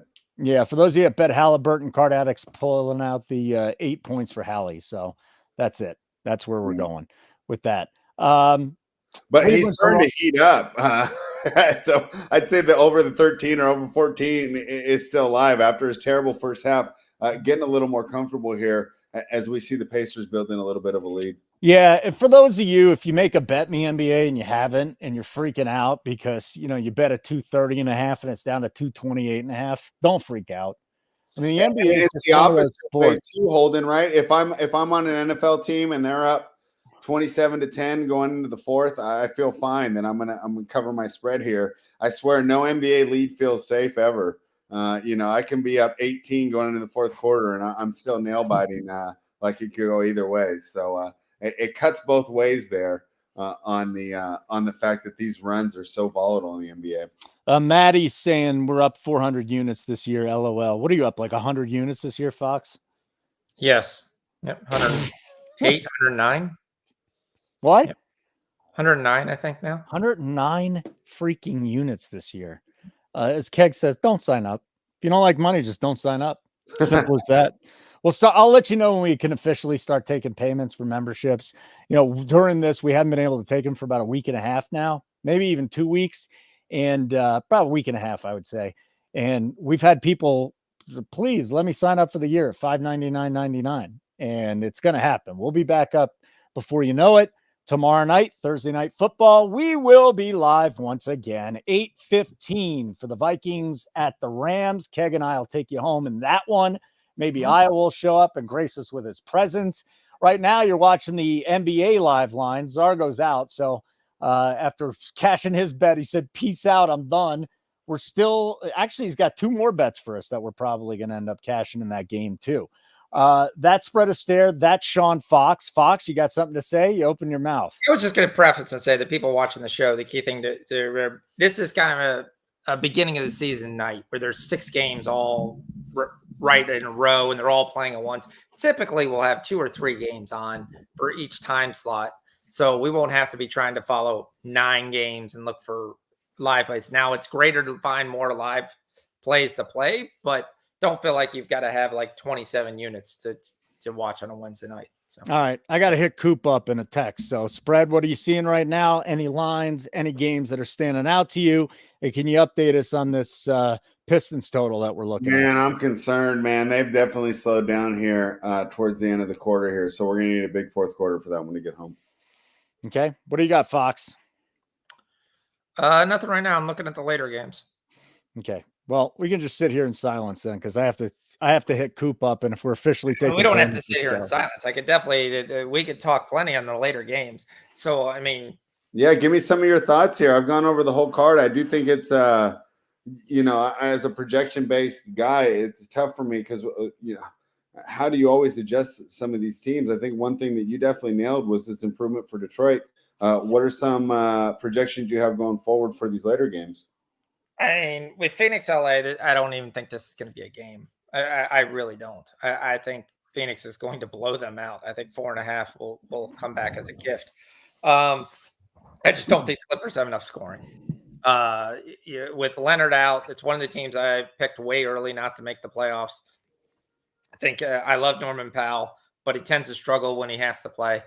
Yeah, right now Mathurin is nowhere to be found. He's playing, but he's just not shooting. He's only shot the ball 4 times. So I agree, Kardak. We're going to need some fourth quarter action from Mathurin here to come through, or else it's not going to work. So I was shocked at how much he's deferring the ball here, not really trying to take over. I just think the 3-headed monster is going to be eager to be able to press. You're pushing in with the new coach. You add Tyus Jones to run the point. I think that's going to make them a lot more efficient, be able to hit threes. He's going to get them in the right position. I think Phoenix covers the 4.5 quite easily, to be honest with you. I'm going to look at some props and stuff in that game. In the other game, we probably differ. Most people know I'm not a big Golden State fan. I think it's absolutely terrible what the GM has done to this team in the last 3 or 4 years. How they continue to try to play with no size. I thought the idea should have been to trade Draymond Green years ago. D will 100%, who's a big Dubs fan, has heard me say this plenty of times. When you try to play him at the center, it's just not going to work for most teams. And yes, Trace Jackson Davis is there, who I really, really like and played really, really well last year. But he's still not going to be able to contain Aiden here. Aiden's going to be able to get whatever he wants. Aiden hits enough outside shots that's going to pull him away from the rim. That should open up the rim for Scoot Henderson. And I'm very interested in seeing Denny Avdia, how he fits into this. I actually think there's more talent on the Blazers tonight than on the Golden State Warriors. Oh, well, yeah, you're definitely coming in hot here. A couple things that maybe I think you could be overlooking. Obviously, Steph's the best player on the floor, and they're going to need a big night from him if they're going to cover here. But if the Warriors are going to be good this year, what they're really banking on would be a big steps and improvement from Jonathan Kuminga, who kind of bet on himself. He rejected the extension that they offered, and maybe says something about the Warriors have seen in his development that they didn't offer him a max extension and instead tried to get him on a budget after they've been kind of over generous with other players such as Draymond Green and Klay Thompson. But the key to this team to me is I think that Moses Moody's going to have to take another step forward. So that's something that I'm going to look to keep an eye out for tonight. At the same time, I think where Portland will have problems here is getting stops. I think the Warriors will be able to step up and get some defensive stops when needed. And I don't know if I trust this Portland team to do that yet. Okay, guys. Yeah, go for it, Fox. No, I agree with that. I mean, that's honest take. I definitely think defensively Portland's going to struggle there, but I think they'll be able to score. And that'll be able to keep them in the game. The game's at home. I think Avdia is a perfect piece for what they need. He should be able to move the basketball, score, contributes. He's going to fill the box score up. I was trying to look at some of the props and stuff on that. Okay. Yeah, if you're looking at props, who you're looking at earlier, you're talked about Ayton earlier, and obviously he's a boomer bust guy. He's definitely a guy who can check out of games, but if he's engaged, I could see how you'd be interested in him. Shaden Sharp, someone that I was really high on last year, suffered from some injuries, but he should be back in the lineup for the team tonight. And Simon's going to play, because I saw someone earlier in the chat asking about the lineup, thinking that Klingon would start, and I'm saying, where's Simons here in this starting lineup? So is he going to play tonight? I'm assuming. Yeah, Simons is projected to be the 2 guard. Sharp is out tonight. That's already been. Oh, okay. Shaden Sharp is the one that's out. Okay. So is Klingon going to start after all? Well, actually, RotoWire just made an update. They actually have Kamara starting at the 2, which means they're going to start Simons at the 1. So I'll have to check Twitter real quick to see if the Blazers actually put this out there. Wait a second. So Scoot's not going to play the 1? Well, it would be Scoot's coming off the bench, is what that basically says. Yeah. Interesting. All right, let me tell everybody what our live in-game bets are to this point. Pacers Pistons over 230.5 right now. That is sitting at a 231.5. Zargo cashed his NHL bet of the second period first team to score would be the Capitals at plus 115. So we're 1-0 officially. Capitals on the puck line, even money. Right now we're up 4-0 if you tailed Zargo on that one. And then the next Nets and Hawks over 215.5 from spread. And that's where we're sitting right now, spread. We're going to have a nice little sweat on that Pacers Pistons total. And I don't mind it. I actually what are we at right now? 172. Yep. Yep. And your Nets Hawks, you hit a 215.5. It's at 220.5 on the line. Yeah, they got to a hot start here too. But I don't want to victory lap that thing yet, because the Pistons Pacers did the same thing, and then when we went to the bench, the scoring completely came to a standstill here. So we'll see if the Nets and the Hawks, their benches, can keep this high pace going. But as long as these starters are in, we're on pace to go over. There's a report in chat that Emmanuel Quickly is hurt. One of the few games I do not have on right now. So. Oh, he fell down hard. I'm watching the play right now. Yeah, he fell down hard. So we'll see if he's okay. But I'm just watching this again. It was Jared Allen. Yeah. Oh boy. I mean, they're down 20. Yeah. If he's hurt at all, he's probably not coming back. Okay. Well, we need the Hornets to pick it up here, Sean. They're down 13 right now, what I'm seeing on the screen. So let's see if they can get some stops here, because it looks like Houston's just getting whatever they want. Well, all right, listen, like button to be great. And what Whitmore's actually scored. So like button to be great. Subscribe to our YouTube channel, Nuke the House, tomorrow night during Thursday Night Football. Actually, during our Thursday night thought show at 4:00 Eastern, we'll probably be up and ready to officially take payments. You can go over there right now if you want to sign up for nukethehouse.com. Right now. Huh? Matt said that the payment processor is fixed. Okay, so go for it. Go to nukethehouse.com. Try and get back in there right now. I recommend it. I mean, again, we're up this team, and everything is tracked. We don't bullshit around here. This is not, I think I won that bet. Every pick is tracked. Boys are up over 400 units this year. Now, you're probably not going to get every single bet. It's just almost impossible to do that. You just have to sit by Discord all day and wait for the real-time betting notifications, which is how you get them. That's the cool part about Nuke the House. These guys make a bet. You're not watching the show. No biggie. Your phone, just turn on the notifications, pops up. Oh, this is what I got to bet. Yeah, this is what I got to bet. You put the bet in and you win, hopefully. But bad. Zargo's bets are going bananas. He already cashed one. We got the Caps puck line. They're up 4-0. And we got Logan Thompson under 28.5 saves, the goaltender for the Capitals. And he has 7 saves in the second period. He might sweep the board tonight. Wow, Zargo. Look at that. So those of you that don't bet the hockey, listen to Zargo. Yeah, it's a back-to-back where the Caps beat the crap out of them in Philly the other day. So yeah, I mean, it was definitely a good line. A lot of people don't like this Caps team, but they're a solid team. Philly's got a bunch of young stars, and if they don't all show up, plus they're basically starting their second string goaltender tonight too. So, all right, here we go. Coop just gave me the word, so I can do it.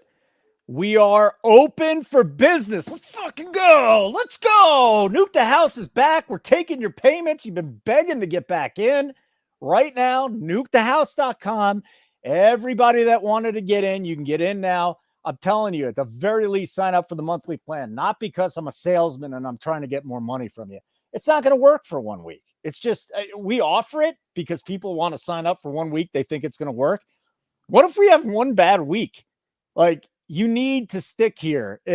Stick through it for a minimum of a month. I don't even think a month is enough to follow a capper, but go there right now. $59.99 a month. You want to sign up for the year, $599.99. That's going to give you a $120 discount. Jay is going to lock the Discord at 6:00 tomorrow night. So for everybody that's in there right now, we're going to get you out and we'll get you back in for the Thursday night football game, but we're back in business, folks. Nuke. Oh God, this is so nice. I lost a lot of sleep over this. Nukethehouse.com. Log on, go to subscriptions and go get it. You want the horn, Maddie? You want the horn because we're back in business?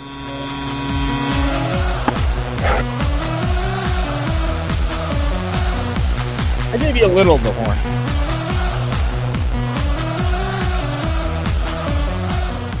Oh my God, I am so happy. I am so happy we're back. Go do it now. For those of you that have been begging to get back in or begging to sign up for the first time, nukethehouse.com. I can't guarantee you the horn, Matt, because I can't reset it and I don't want to play it for 10 minutes. I'll get you the horn again before the end of the show. No question. Yeah, Card Addict, we're back. I mean, you don't know how happy me, Keg, Coop, the rest of the team, Maddie, and everybody else are. Get in, because this place is rocketing. We're about to take off again. And I will almost guarantee you it will cost you a lot more to get in during NFL season next year. And we grandfather people in, though. I mean, we got Patreon guys that were with Keg for 5 years, paying $30. We got the new members in there at $59.99 and $599.99 per year. And you get every look. We just here. Look at this. If you hate money, don't sign up. If you like money, sign up. If you hate money, don't sign up. Don't give a shit. Fine. Don't make money. We don't care. Actually, we do. We want you to. But yeah, NFL, our team's up over 400 units this year. I'm not saying you're going to be up 400 units. I'm not even saying you're going to get to 90. If a capper wins 100 units, let's say you get 60. You know what? 60 units is pretty damn good. I'm just saying that because you might not get the same line. You might not see the real-time betting notification at that time. Maybe you're doing something else. But I'm telling you right now, unless you're a complete idiot, you're going to be profitable. And this is why you sign up for a month, too, at the minimum. I was down 12 units, betting my own plays, tailing Keg. Thank God I tailed Keg then, too, because I'd really been down. I was down 12 units first 3 weeks. I'm up 21 now. Last month, over 30 units. For me, a jabroni, that's not a good better, okay? So put your faith in these guys. They are great at what they do. Jim Rome, Sean, are you on the Suns? Yes, I am. We also just cashed Palos over 7.5 rebounds. There you go. Put it on the board, buddy. You want it on the board? No, I'm good. Okay. He doesn't need a board. He's fine. I'm good. He says. Spread, what are you looking at, buddy? How are we doing? To me, it's a put on the boards if I give it during the show. So, okay, that's a pregame. Oh, look at the Pacers Pistons bet you're on with a spread. The one you gave out, 230.5 live total, 237.5. Yeah, we're at 186 right now. We got to keep this scoring going. Interested to see how the rest of this game plays out. Pacers made the run last time when Pistons went to their bench. They're going to have to do a little more bench minutes here, probably from about 8 to 4 minutes. That's the Pacers' real chance. If they're not able to get it there, Detroit could get an opening night win at home. Sixers Bucks just underway second half.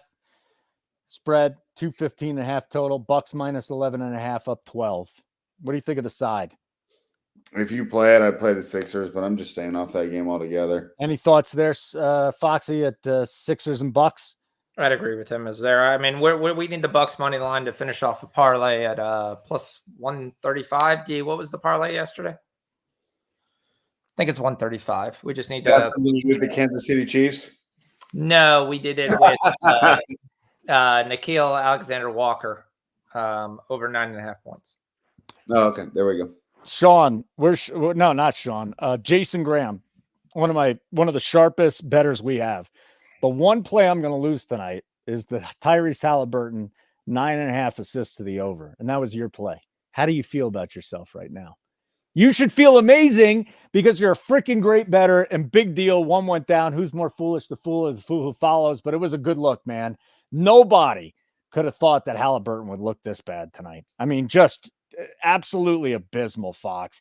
The guy is 4 of 13, 0 of 6 from 3, 3 assists and 3 rebounds. He might as well have taken the night off, man. What a stinker he has. Yeah, and I wonder when Carlisle's going to go back to him. He's not in the game right now. TJ McConnell just gets by for an easy bucket. I'd be interested to see if he has faith in his big dog here, or if he just runs with the team that's getting it done for him. You're bad, Jason. I'm busting balls here. You know, I've tailed your NFL plays before, and I'm up money because of you on your plays. So don't worry about it. You're doing fine. Screw Tyrese. I mean, we're going to cash all the NHL live bets. The spread plays are looking pretty good right now. Fox has got us on Alabama coming up a little bit later. And now the Pacers Pistons, if you got in at 230.5 with us, is up to 238.5. So they just hit 200 points or 190. They just hit 190. Yeah, the Nets looks like it's going to cash as well, too. You're at a nice pace. What's that, Fox? Nets looks like it's going to cash as well. You're at a nice pace for that. Yeah, 214.5. Yep. Yeah, that one. So, remember I said, Fox, how I never, think that they win. I'm still worried about that because the Nets they don't have the firepower. Correct. They could go ice cold. Yeah, it's a 3 or 4 minute stretch here where they don't put it through the hoop. So even though it's looking great, I still feel like it's a coin flip. Again, website's up. Let's go. We got people signing up left and right. I'm looking at it right now. I'm very excited. For those of you begging to get back in, you can get back in. What do you get with a subscription to Nuke the House? Get a lot of stuff. You get all the pre-flop plays. Fox is up over 100 units. Keg is unstoppable. Coop and the boys in NASCAR absolutely crush it. You'll get our live shows that are behind the paywall. Now, we're still going to do some shows for free, Thursday Night Football, but since we missed out and we gave so many free shows away, we're only going to do the first half free tomorrow. Second half will be behind the paywall, so just know that. But you'll get all our shows. You will get pre-flop plays. Keg comes up with a game plan where he breaks down 5 or 6 games a week in the NFL, and he will end up, teaching you guys how to do it. We'll have Nuke U's going to come up sooner than later. Probably in November, we're going to teach you how to live bet. Coop and Keg are going to get on that. So I'm very, very, very excited for what we got here. Am I missing anything, guys? What you get with a subscription? I mean, just real-time in-game betting notifications. So you don't got to watch the games. You don't got to watch the live shows. You just get in our Discord, you turn on the notifications, you get the plays, and you bet them. Simple as that. Now, if the line moves, okay, then don't worry about it. Oh, Matty, I am sorry, my friend. I am sorry. Major League Baseball, Matty up 35 units. He's like the forgotten man because baseball, we don't talk about that much. But the World Series is coming up, and Matty's going to throw his plays on the spreadsheet, and I will be tailing him. I was telling Keg earlier today, my parents, they're watching the show Monday night. Keg had a massive flip out, which was great. It was the most amazing thing I've seen in a long time. My parents said they were laughing so hard. So today they said, listen, we can't bet in Florida. They only have that Hard Rock, and we don't want to bet for it. So they sent me $500. Said, go tail your MLB Cappers World Series plays. So I did it. I threw it out there for them. Their units are bigger than my units. It's amazing. My parents bet more than me. But then again, they got retirement. They don't give a shit. They got a lot of money. A lot more than me. Well, that's the thing. I spend time with my father, and he'll just be like, all right, let's just play this. What do you like? I'm just going to play this. And he has no idea really what he's doing. Gets the app, and he's like, deposit. Oh, on Hard Rock? Yes. Oh, man. Spread, you got anything to add to your parents' betting habits? No matter how I made money on this for like 6 years, and my mom is still always so worried. Whenever I tell her I've won a bet, you're going to withdraw that money, right? She freaks out. Yes. Yeah, you say, Mom, I still want to bet, and we got to pay taxes. Let me take this out later in the year. All right, Matherin has figured out where the ball is, and he started to take over here. He's got 11. So is that a bet coming? We already have a bet. We have 11.5. So that's why the guy was busting my balls, and Card Addict was saying math looks completely. Was that a live bet? And that's the one where I think that with Halliburton kind of being in a slump right now, and Carlisle giving a little extended rest, it's helped out Matherin.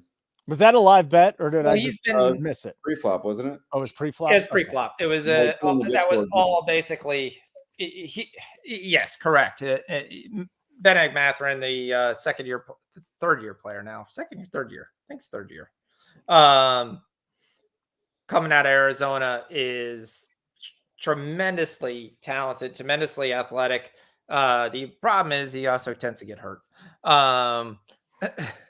And if you watched him in the preseason, it was, here's the ball, math, be the man, be there, because they need a 2-guard. They would love him to take over a 2-guard position, or just be the 6th man where he comes in and scores 11 to 15 points a game, which is where I think he's kind of going to sit. So he is third year. That's what I thought. And the other sneaky play on Matherin is anytime the rebounds are under 4, I take it.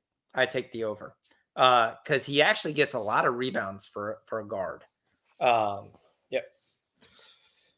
So I'm holding spread of stairs up top. Sean Fox is down below. First edition of our NBA and NHL live betting show. It's NBA now. Zargo already dropped his winners. He already hit a bet at plus 115 in the Caps Flyers game. We got the puck line for the Caps. They were up 4-0. Now it's 4-2. We've got the Logan Thompson under 28.5 saves. And right now he's got 11 as we come down toward the end of the second period. So we're looking pretty good right there as well. I mean, come on. What is that? 18 shots. If I was on the over, I'd be freaking out right now. Simple as that. Let me go down the odds, guys. Stop me if you see anything that you're interested in. I'm going to go to BetMGM now with their numbers. Pacers, Pistons up 98-96. 8.5 minutes to play. We're reviewing something. I have no idea, but they haven't played for about 3-4 minutes right now. Do you guys have any interest in backing the Pacers at minus 110? No. They suck tonight, right? I mean, they'll probably they can win this game, but I want a better number. Minus 110. I wouldn't do it. Yeah, now it's minus 120. Now it's minus 130. Matherin takes the technical. Yeah, I cash the Matherin 11.5. There you go. All there, Sean. You continue to do well, and you talked about the benefits of being a member. I was following along as he dropped all those plays, and he put them out in plenty of time for you to get them. So even if you were at work or taking the kids to school, it's not like you put them out 5 minutes before the game. You had plenty of time to get the notification and get those bets in. Yeah, let me throw this up here. This is the pre-flop sheet, and I think it's important now that we start, getting people back into the website that could not pay, and for the new people, I'm going to share the spreadsheet here, okay? And this is what you get at Nuke the House. So these are pre-flop plays. Everybody knows us for the live betting, but these are the pre-flop plays tonight. JC over 6 goals, Philly, Washington. They got 6 in the second period right now. Here's the Logan Thompson bet. Foxy, you did 3 NHL bets tonight. Michkov over half a point. Nosin over half a point. Colton over half a point. How are you looking? Yesterday, and that was yesterday. How'd you do yesterday? We got to take those down then. How'd you do yesterday? 2-1. I've been driving all day. I apologize. All right. Okay. No worries. And then tonight, Whitmore, Amen Thompson over 9.5 points. And then Gary's on Mobley 30 plus PRA plus the bonus on DK. How's Mobley doing there? He was rolling earlier. Hit. He already hit. Did he hit? Because I was going to say we got to be worried there. I don't know how much playing time he's going to get in the fourth quarter. As I don't have this on, but he already hit. So who cares? Way to go, Gary. right yeah, now. 23-7-1. That's probably the end of his night too. So I mean, yeah, it's definitely was right there. Gary, our freaking baseball guy, is hitting NBA plays. No, Gary's good at NBA too. Is he? He's an NBA guy? Gary and I have done NBA content before, and he's a sharp guy, especially when it comes to the player props. And I think going back to his good old DFS days, he had some significant cashes there making the lineup. So he definitely knows his players when it comes to NBA and the player props. Yeah, I need some World Series plays from that dude. Jason, Holden, you guys talk about Nuke Hopkins with joining the Chiefs. Yeah, it might have even been off the top of the show today. Jason, that would be the action plan, NFL action plan. If you go to the Nuke the House YouTube page, and make sure you get to the Nuke the House YouTube page, please. Subscribe, turn on notifications so you know we're on. Next time we'll be on, will be me and Connor Allen are doing a show at noon Eastern for Bleacher Nation tomorrow, which I'm going to do a little spiel on that here in a minute. But yeah, we talked about it off the top. NFL action plan. Every Wednesday, Keg and I run down Thursday night football and then the 1 and 4 o'clock slates in the NFL. So that's what's going on. All right. What are you cracking? What are you cracking there, Fox? I'm at a house with a bunch of kids. It's a Dr. Pepper, 0 sugar. You a drinker? You like drinking? Really. I will have a drink, but you're not going to see me get sloshed. I don't drink. Spread, you drink, don't you? A little bit? Just a little bit. I haven't had a drink for like 3 years. Really? When I was in Cancun, 3 weeks ago? So we're at my buddy's 50th, and we're at all inclusive, so all the drinks are free. And they would make fun because we'd have lunch, and I'd have about 2 drinks. And they were like, "Oh, you're gonna have a third, you're gonna have a fourth." And I was like, "Yeah, at dinner time, I'll have my third and I'll have my fourth," and that was it. Where a couple of them at different times couldn't tell you their name. But yeah, there on another side note, Gary Trent has finally figured out where the basket is. So we need 3 more points from that. So, yep. All right, very good. Spread, you bet anything pregame from Bristol. What up, Bristol? Yeah, for the ones that you can get involved with, take the Phoenix Suns. That seems to be a consensus amongst all of us. Sean likes it. Matt in the chat says that he likes it. And the only thing I can't figure out is that, are we betting on the Suns or are we fading the Clippers here? Because I think you can make a good argument for both. 102-101, Detroit over Indy, 6:30 to play. And Card Addict wants to know if you should bet the overtime. I don't bet those that often. I would have to think what would be a good price on that. 8 to 1. Yeah, is probably what the fair price should be. So I don't know. I know people do like those bets a lot. However, I don't think I'm qualified to tell you whether or not you have value on that. They're a coin flip. They're a coin flip. It only takes 1 foul at the end of the game, and you're not going to overtime. If you want to take your shot for a quarter unit, and it better be a nice price. If you're betting it at like 2 to 1 or 2.5 to 1, no, there's no point. What would it take for you to get in on an overtime though? Like Spread said, like an 8 to 1? No, you can generally find them sometimes at 6 to 1. But what would you say the fair price would be? Just on a random, we're just talking, there's a random game. It's a 1-point game with 6 minutes to go. I still think 8 to 1 is about your fair. I think you're never getting the right price. But at a 6 to 1 game, there's if I wasn't on the right side and I was trying for a cheap way to hedge, then yeah, that's kind of what I would do. Yeah, the only time I ever hedge on that is when I have an under that looks like it's going to hit for sure. Yeah. All right, for those of you that are in the Discord still, and again, you could sign up right now. We're back, members. You can get back in. We're not free anymore. This will be it tomorrow at 6 p.m. Eastern time. We're done. Then we got our broadcast at 8:15 for Thursday Night Football. But you can go there and sign up right now. I recommend the monthly plan, $59.99. If you know you're going to be in with us and you've seen enough where you know we're winning, if you stick with us, $599.99 for the year, $120 savings. You could sign up for a week. It's not going to do anything for you. Maybe we win. Great. Then you're going to sign up again. You're going to end up paying more. If we have a bad week, which is going to happen at sports betting, I don't know, the tear that Keg is on is just on another level. But, maybe we have a bad week. Maybe we have a great week. You really need longer than that. And I'm not just saying that because we want the money. I'm saying that because it's the honest to God truth. And we're very transparent here. You know, if we're losing bets or winning, we're going to let you know. But everything is tracked. Everything is tracked. All of our picks. So we're betting exactly what you need. Okay, here we go. Let me do a little demonstration. Guys, if you have a bet that you want to tell me about and stop this little promotion, that's fine. But I want to tell you about our friends over at Bleacher Nation. Okay, so the code is going to be sweat free, and you'll get up to a $200 50 bonus bet if you fall flat on your face. This is really fun. If you play fantasy, if you play DFS, or you bet. So let me tell you exactly what it is. First of all, you go to our Discord. I just put it in the NBA bets chat. There's a link there, and when you click on it, it's going to take you to an app, Bleacher Nation. Type in the code sweat free, one word, SWEATFREE, and you'll get that promotion. So here's what it is. Sweat free play up to $250. Now, I've been playing NFL, but we got NBA tonight. Guys, talk to me about this, okay? Here's the head-to-heads. This is how you play. Points, right? Durant versus Steph Curry. Who scores more points tonight? If you take Durant, you're getting 3 points. With Curry, you're just having him. He's got to win by 3.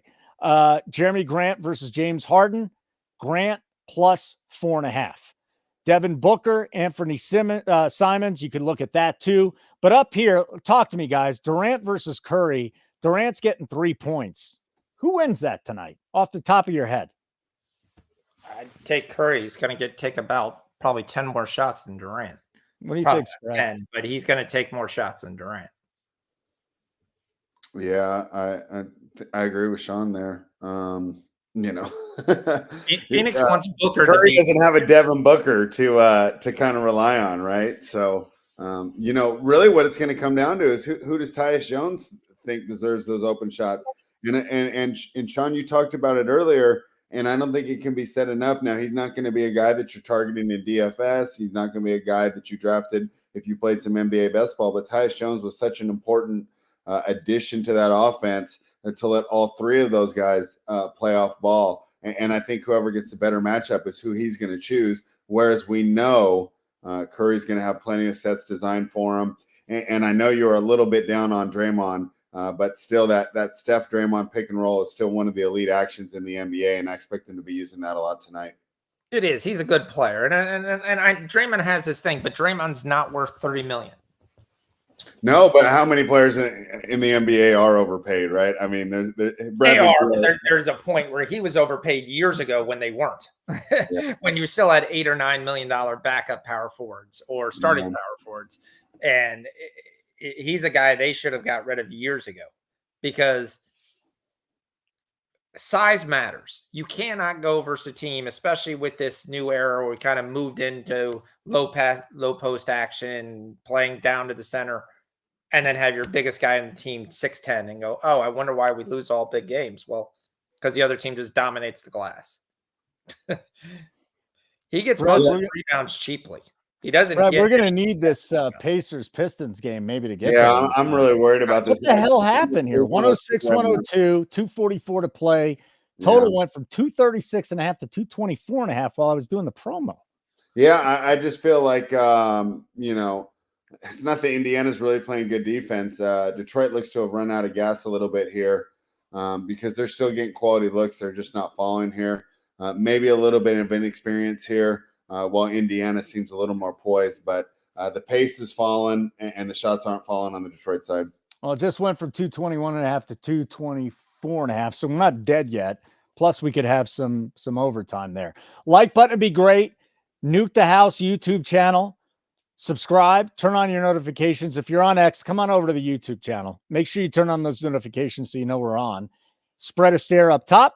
Sean Fox down below. These are our expert live bettors. We're going to do this NBA/NHL live betting show every Wednesday night starting at 7 Eastern. Bristol Wilhelm, what are y'all's thoughts on betting exchanges? I've been using one to get really sharp lines. Usually end up betting close to even money. What do you guys think of betting exchanges? I don't have betting exchanges where I live, but if I had Sport Trade, I would definitely be doing Sport Trade. even though it's not a true exchange. But it really is an exchange. I mean, it's called an exchange, but it's not. In an exchange, you're waiting for them to piece up and find a bid and an ask. So, but they basically said, and he's gone on interviews with VSiN and said he started off as exchange, but they switched the model when people weren't really caring about that. And they just run it as, will we accept the bet as soon as you place it? So I've been talking to them, so maybe something will happen. I got an important call to make next week. Do you guys ever middle totals from Pete? And Pete, I wanted to answer that Yes. one. Right now, my model isn't dialed in. I want to get some information. And of course, Holden, I've talked to you about switching the schedule, so I'm available every single Wednesday night. And once I do make that a reality, that's actually going to be probably my main strategy for live betting the NBA. Is I'm going to run the numbers pregame. I'm going to take a pregame position, and then the goal is going to be get a strong middle. My best seasons I had was probably right before the pandemic when Keg and I and Tyler were doing it all the time. And, we were going off the original projections, getting in on the pregame, grabbing a middle, and then enjoying it when it landed right in that middle. So, yes, we do middle totals.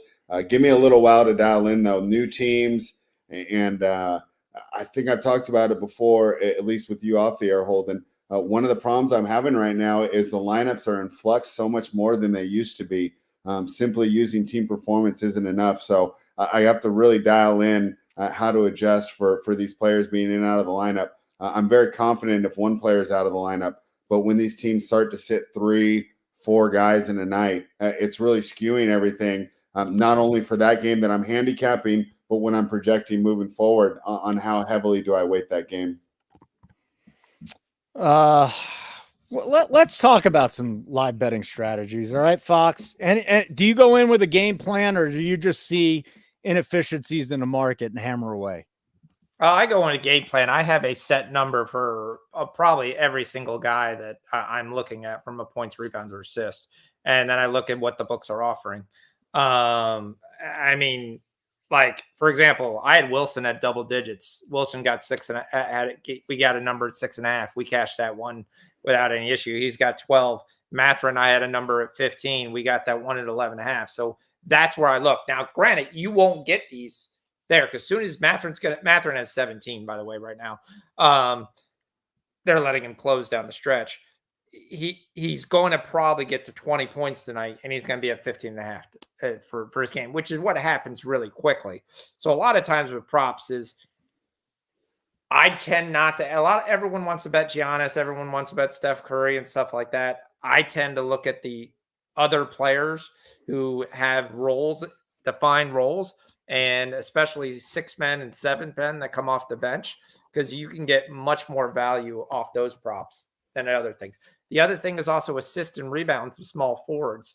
Vons Wagner is going to be sitting around 3 or 4 most of the year. I'm going to bet him a lot of times. He got 2 in the first half. He got 1 in the third. They took it away and actually gave it to somebody else. But we still have time here. The other thing is look at 3-point shots as we continue to go to stretch 4s and stretch 5s. Younger guys who didn't shoot well last year, but have been told that they're going to take more shots. One of those, Evan Mobley, they want him to take 4 to 5 3-point shots a year. We got a plus money for him to hit 1. Things of that. Guys who had there. That's kind of where I start to look at. So that's kind of where my numbers. I play a lot more with totals than sides. I think sides you can bet live a lot better a lot of times than anything. Any game that's over 8, I'm automatically going to start with the dog if I'm going to take anything. And then I'm just going to play from there.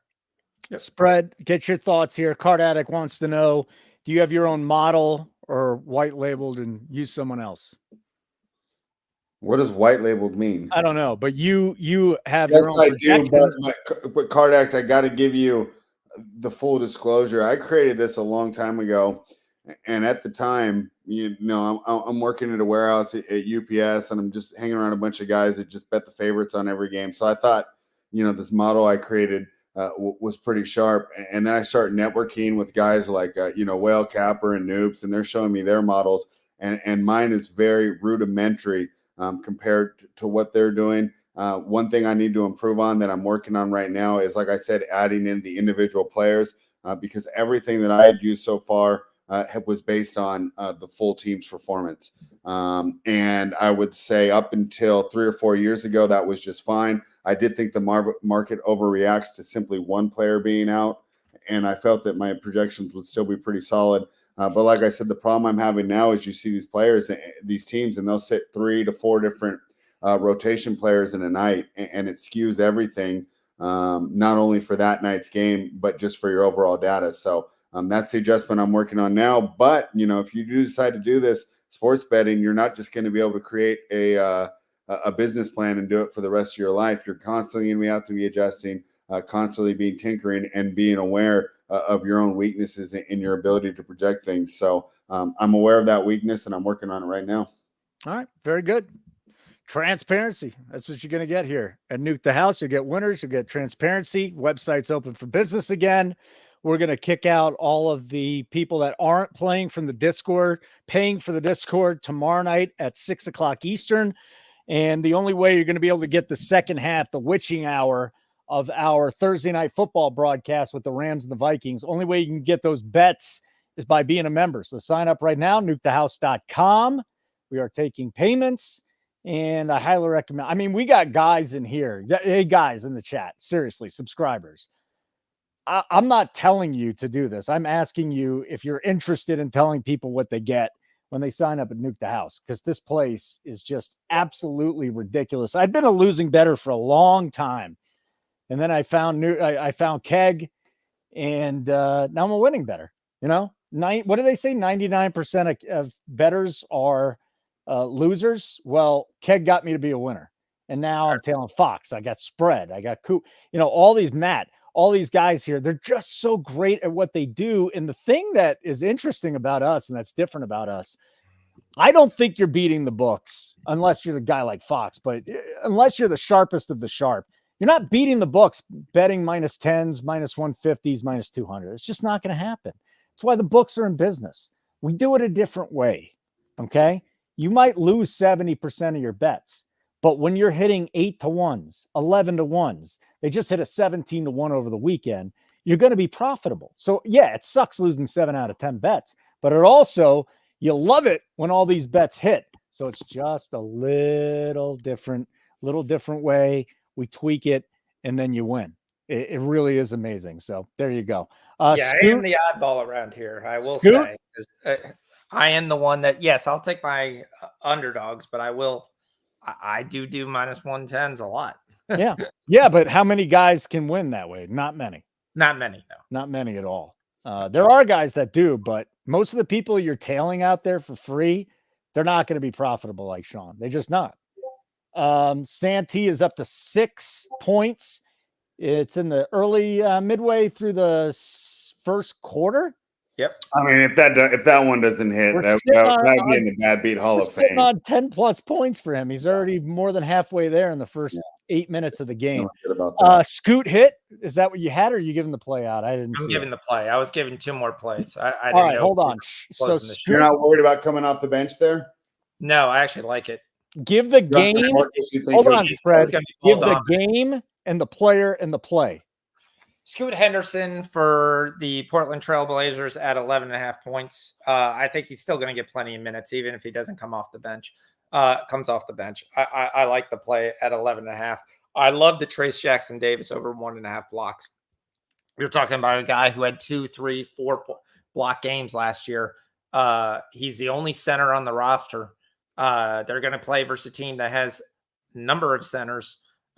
He's definitely going there, and they've got really tiny, small guards. So him to get 2 blocks is probably a very good bet. Plus, we're getting plus money on it. So I will take my chances.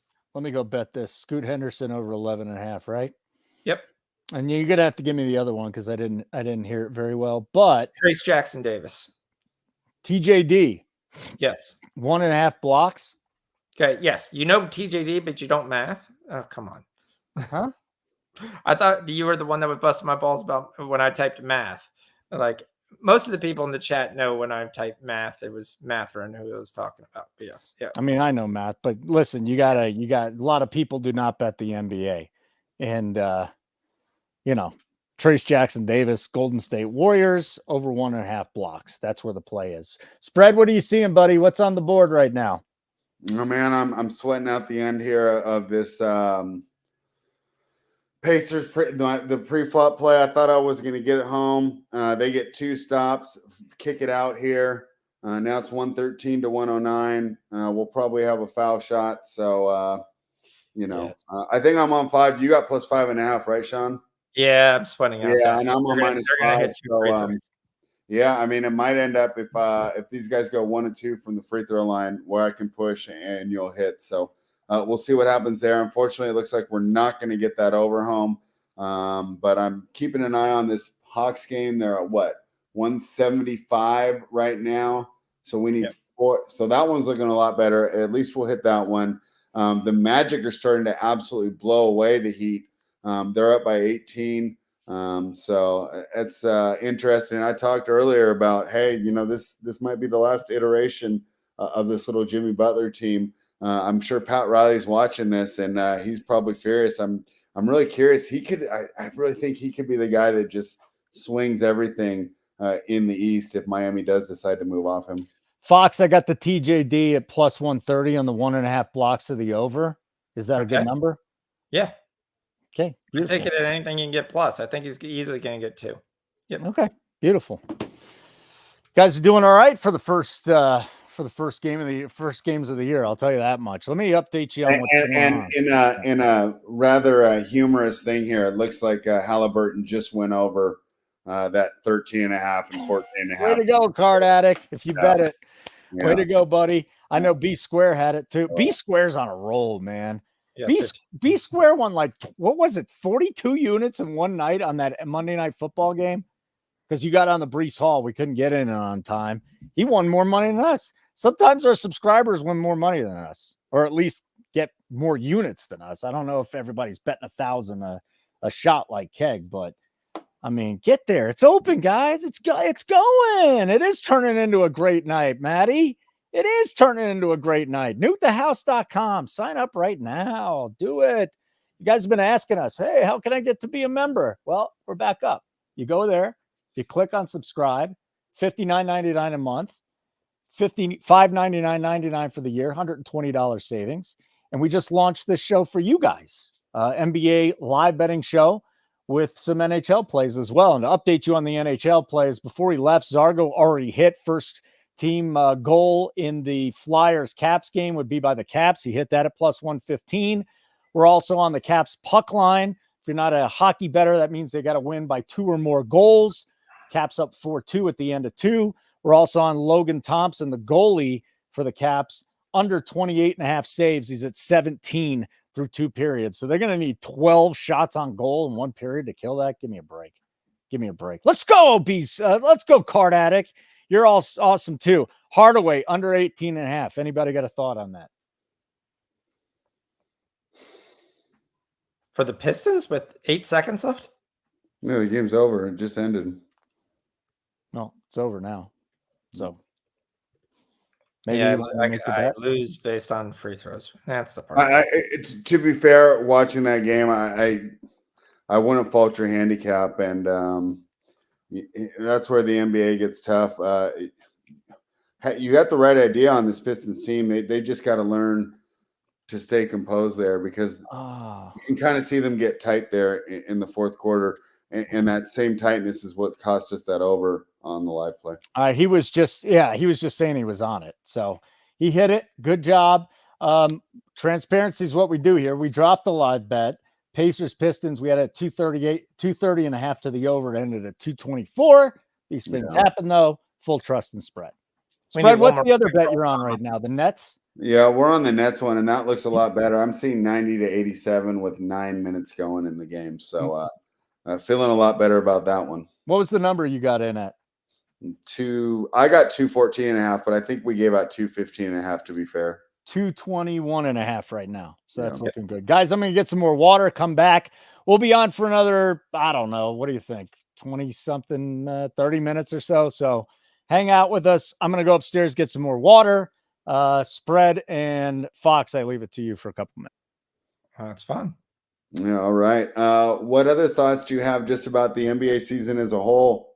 We kind of talked about, we both agree, Thunder are a good team to come out of the West. And, I'm going to stop right there 1 second. I'll take a look. I am going to take Liberty on the money line right now. Losing to Kennesaw State, I just can't see them losing. I saw people talking about Liberty on the timeline. I thought they were talking about. I was like, wasn't that? Isn't that? No, you're 27-point favorites versus a winless Kennesaw State team. You're trying to all week. You're trying to say where you don't get a lot of respect. You're losing 24-17 now. There's still 14 minutes to play. Instead of getting minus 27, I'm getting minus 125. But that's on the money line. So I'm going to go ahead and take my shot. I'll take that for a half unit. Another compliment I wanted to give you is this Memphis team just looks a lot faster than Utah right now. On my screen, they're up 23-18, and Utah's having problems staying in front of them. This game could be a lot worse. Utah's going to have to start making some of these tougher shots, but it just feels like every time down the floor, Memphis is getting a better look here. So, and I also thought that, I talked about, Memphis being, or Utah being 6-1 at home against Memphis in their last 7 visits to Utah. How many of those were on the first game of the season, though? At the end of a 5-game road trip, which I think makes Utah a much tougher place to play. So maybe opening night, this home court advantage in Utah isn't the same. I mean, the way I look at it is I don't take any, I'll be flat honest with you. I know a lot of people disagree with this, but I don't take any of that into consideration unless it happened this year in the season, because rosters are changing so much every single year. So to say they lost, like I got yelled at for the Lakers that I gave out on Monday. And I said, we're taking the Lakers plus 1.5, and everybody came back, and then I'm on Minnesota and you're on the wrong side and all this crap. There are different things that I got in DM and stuff. And I was like, look, it comes down to really simple. One team's together, hasn't changed, basically the same roster. The other team's changing over their roster, trying to figure out how the pieces work. Memphis, for the most part, is playing almost their entire roster to play last year. Obviously, you didn't have Ja the whole exact time, but I like this team the way they're constructed. So I don't really take a lot into it. I like the Utah team. I like the core part of the team. They just don't have enough superstars to really compete. You had Keontae George, who came out like wildfire last year, scoring 20 points a game, 10 assists. Then he hit a 2-month thing where he couldn't score 10 points. And I just don't think you have to have 2 stars in the league to really consistently compete, especially down to go time. And you've got to have somebody you can go to. I like this Memphis roster. I don't think this game is over by a long shot at all. No, not at all. And who knows? Because there's plenty of games that I've bet live, and I said, hey, one team's getting wide open shots and the other team's taking contested shots, and the contested shots end up falling. And doesn't that suck? I mean, I can think of so many games where, either my team got the wide open shot that I wanted, for the cover, and they miss, or the other team, hits a, contested shot against the double team that it comes down to. But that's something that I like to keep an eye on. If I am thinking about getting to a game live, I'm looking at shot quality. And are these teams getting wide open shots and missing, or are they missing with hands in their face and unable to create space right now? And that's what I'm seeing from Utah. Although, to be fair, it's changing a little bit with Clarkson out here on the floor. He's beating his man off the dribble. Well, that's what I was going to say. So what people don't take a look at is lineup changes. So from the starting 5, Memphis has the advantage. You go to the bench, though. Yeah. And versus Utah has a massive advantage. So if you're betting live, you kind of want to look at where that shift is going to be, because that's where Utah is going to win when they go to the bench. They're just going to win. They're going to have better players. You're going to have Clarkson. You're going to have Collins. You have guys where you're going with less players that haven't done it. Wells, the number 1 draft pick out of there. Brandon Clark, Gonchar, Laravia. Guys who are solid players, but none of those guys are really point scorers. They can get you some things like that, but they're not going to continuously outscore a team where you're going to have Clarkson and Collins and Patty Mills, and those guys are all experienced guys. They should win those bench minutes. That's a lot of times when you are betting live, you want to look and see. So if we look at last night's game with the Lakers and Minnesota got that to 12 and 11, and the Lakers were keeping pace at the end of the third quarter. Well, all those baskets were scored by AD. So that's why I said, hey, now's a good time to take Minnesota plus 7.5, because as soon as AD goes off the floor, there's no one scoring for the Lakers. LeBron at that point took one shot in the second half. So you're kind of going, okay, they're going to make their run. And they made their run, and in the end, I end up middling both sides. But those are the kind of things you have to look at as a bettor in what's happening with the game. Who's scoring all? The Hornets have come rocking back here. Cut it down to 6. All right, guys, we're going to get off the air here in a couple minutes. I do want to preview these upcoming games. Fox, I know you've got some bets in. Spread, I want to see what you got. Warriors, Blazers. Warriors 7.5-point favorites on the road. 222 is the total. And I want to get your thoughts here. Spread, Warriors, Blazers tonight. Yeah, and this will be a fun one for Sean and I, because we're playing for bragging rights here. I'm on the Golden Boys, the Golden State Warriors. I like them to get it done against Portland. They traditionally had a lot of success against Portland. And Sean's just thrown out there that he doesn't necessarily buy into that. But the Warriors have covered in their last 5 visits up there.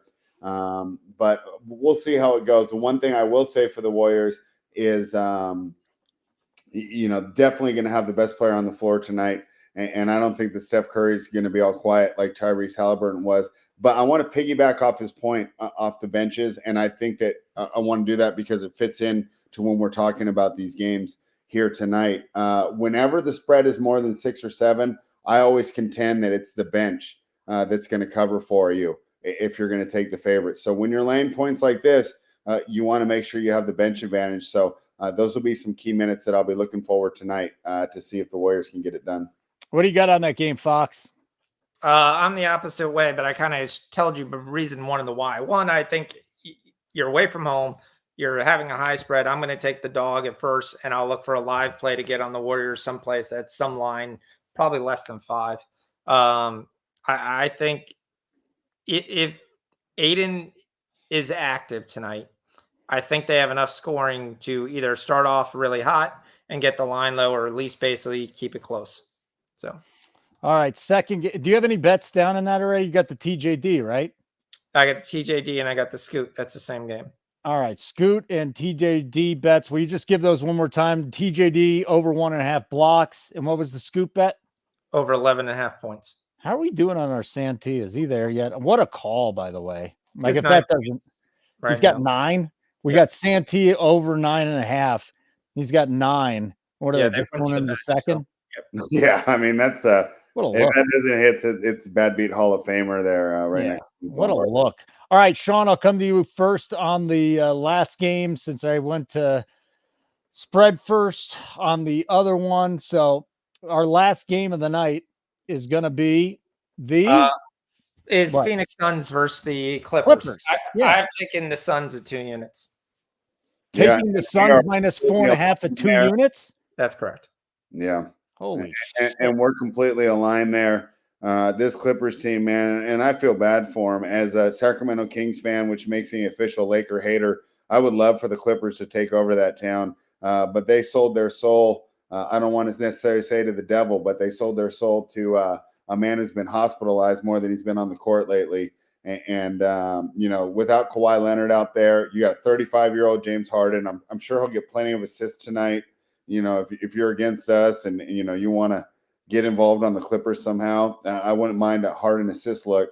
But I mean, Phoenix is their high-end firepower is going to be so much more. And Sean and I have already mentioned it a bunch of times, but if you're just tuning in, we both agree that addition of Tyus Jones really ties together that offense, and it's going to make it so much more cohesive. And each of the vaunted Phoenix scorers can go back to doing what they do best, and that's playing on the wing and moving without the ball. All right, the bet's in. Suns minus 4.5, minus 12 at DraftKings. Anything else, boys? I know Card Addict's like, oh, stay on. Dude, I got to get Spread's article done. I got to get Zargo's article done. I got to get short. I got too much shit to do to sit here all night. You're already winning, right? There's no way you're losing if you tailed the bets tonight. There's no way. The other things I took personally, I took the Zubac, Nurkic over 10, Zubac over 9 rebounds. I think that's going to happen. And then I took a Grayson Allen, KD Durant over 1.5 threes parlay. Oh, the other thing I got to sweat out is this freaking hockey game now. So we got the puck line on the Caps. They're up 4-2. We got the under 28.5 saves. We're at 20. We're in good shape in this game, but the 13:41 to go. Capitals lead the Flyers 4-2. So again, nukethehouse.com. We are open for subscriptions. You can get back in. Anybody that's free, we're kicking you out of the Discord tomorrow night at 6:00 Eastern. You will not have access to our spreadsheet anymore. You will not have access to our live shows that are behind the paywall, including Thursday Night Football, which is usually free for the whole show. We're going to go behind the paywall for the second half tomorrow night. You'd also need to get in. Oh, we got our MMA pod coming up after this too. So I don't want to stay up too late. Right after us, if you like MMA, best pod in the business. Seriously, tons of people listen to it. Great information. Stick around. MMA pod coming up right after this. But again, like, you got to get in to get our stuff. Everybody, Fox is up over 100 units. Spread will be up by the end of the NBA season. Maddie's got his World Series plays coming out. He's up over 30 units. Keg is up a zillion units. Coop is there. All these guys. This is the place to be if you are a sports bettor. The place to be if you're a live sports bettor. It's basically the only place to be. We send out our picks via live betting notifications. You don't got to watch the game. You don't got to watch the show. All you do is sign up, turn on the notifications. The bets go right to your phone. Any other bets you guys want to talk about before we leave? I mean, we should get this Milwaukee Bucks in. We're up by 15 with 6 minutes to go, so that shouldn't be any issue. I really like Gary Trent to shoot one more 3, though, is really what I'm hoping for. Oh, look at it. Look at Card Addict. Not happy with me right now. It's all right. Sean, let me ask you one more question before we get off. Maybe you put it in the Discord and I missed it. But your overall outlook for Philadelphia this year, I think you had to be excited about them. I talked about, I think that the East, besides Boston, feels like it's wide open there for that second slot. And now they open the season with both Paul George and Joel Embiid not even in the lineup. Do you think Philadelphia has a reasonable chance this year, or are those fans headed for another year of heartbreak? Well, I think the question is if you're looking from will they make the playoffs? Yes, they'll make the playoffs. I don't think they'll have any issue with making the playoffs. The issue I think you're going to have is they're going to miss a lot of games. They've already announced that Embiid is not going to play in any back-to-back game all year. Mm-hmm. So you're going to have to guess whether he plays in the first one or he plays in the second one. They're going to, if they're treating Embiid with kid gloves, they're going to treat Paul George with kid gloves. So basically from that perspective as well, when you sit there and look, okay, who's going to make the playoffs? Who's not? 10 teams are going to make the playoffs. If you sit there and you look and you say who's in and who's out, I would say the Bulls are right on the edge of making the playoffs. They're just the better teams. I think that will kind of jump into the playoffs. I have the Pacers as a playoff team. I have the Pistons as a top 10 team in the East. Make sure everyone, so I don't get a bunch of hate mail when I say the Pistons were a top 10 team. I think the Knicks and Celtics and the Bucks essentially be 1, 2, 3 there. And then I think, as you said, you've got a mesh of teams, the Bulls, the Cavaliers, the Pistons, the Pacers. The team I think that really falls down is the Heat. I really do. I think the Magic are probably going to be battling for that third spot. I really like this Magic team, especially with the addition of KCP. Added that, the Wizards will be the worst team in the conference. We already had them at under 22.5, which is the future I gave in, I think, May. It's on the sheet and couldn't tell you what the date was. The Nets are not going to be a very good team. The Raptors are going to probably finish in that top 10. They'll make the play-in game. The Hornets, I don't think they make the play-in game, but they could. There's enough talent on that roster. It's just a question if they ever want to play defense. And so far, there hasn't been a coach that are live with them that just wants to play defense. The Hawks, I think, are a bottom team. Yep. All right. Matt wants to go on to the MMA pod. I don't blame him. MMA coming up next. I appreciate that, Sean. Thank you so much for hanging out with us, Foxy. Love it. Spread. You know how much I love you. Thank you for hopping on. Zargo, great job. He already hit a plus money in the hockey game. I'm going to go sweat the rest of the hockey game. You're going to watch the NBA. I'm going to watch the NHL. We're on the puck line. It's 4-3 Washington, 12 minutes left in the third. We're on under 28.5 saves for Logan Thompson, the goaltender for the Caps. They're at he's at 20 now. They need 9 shots with 11.5 to play. That's so good luck with that. Anyways, MMA next. Site is live. It is open. Get there. Subscribe. You guys have been begging to do it. $599.99 for a year, $120 savings. You want to go for the month, $59.99. Spread again, thank you. Fox again, thank you. And I'm looking forward to doing this show every Wednesday night. We'll do NBA and NHL. And I say thank you once again to everybody for watching as well. We nuked the house.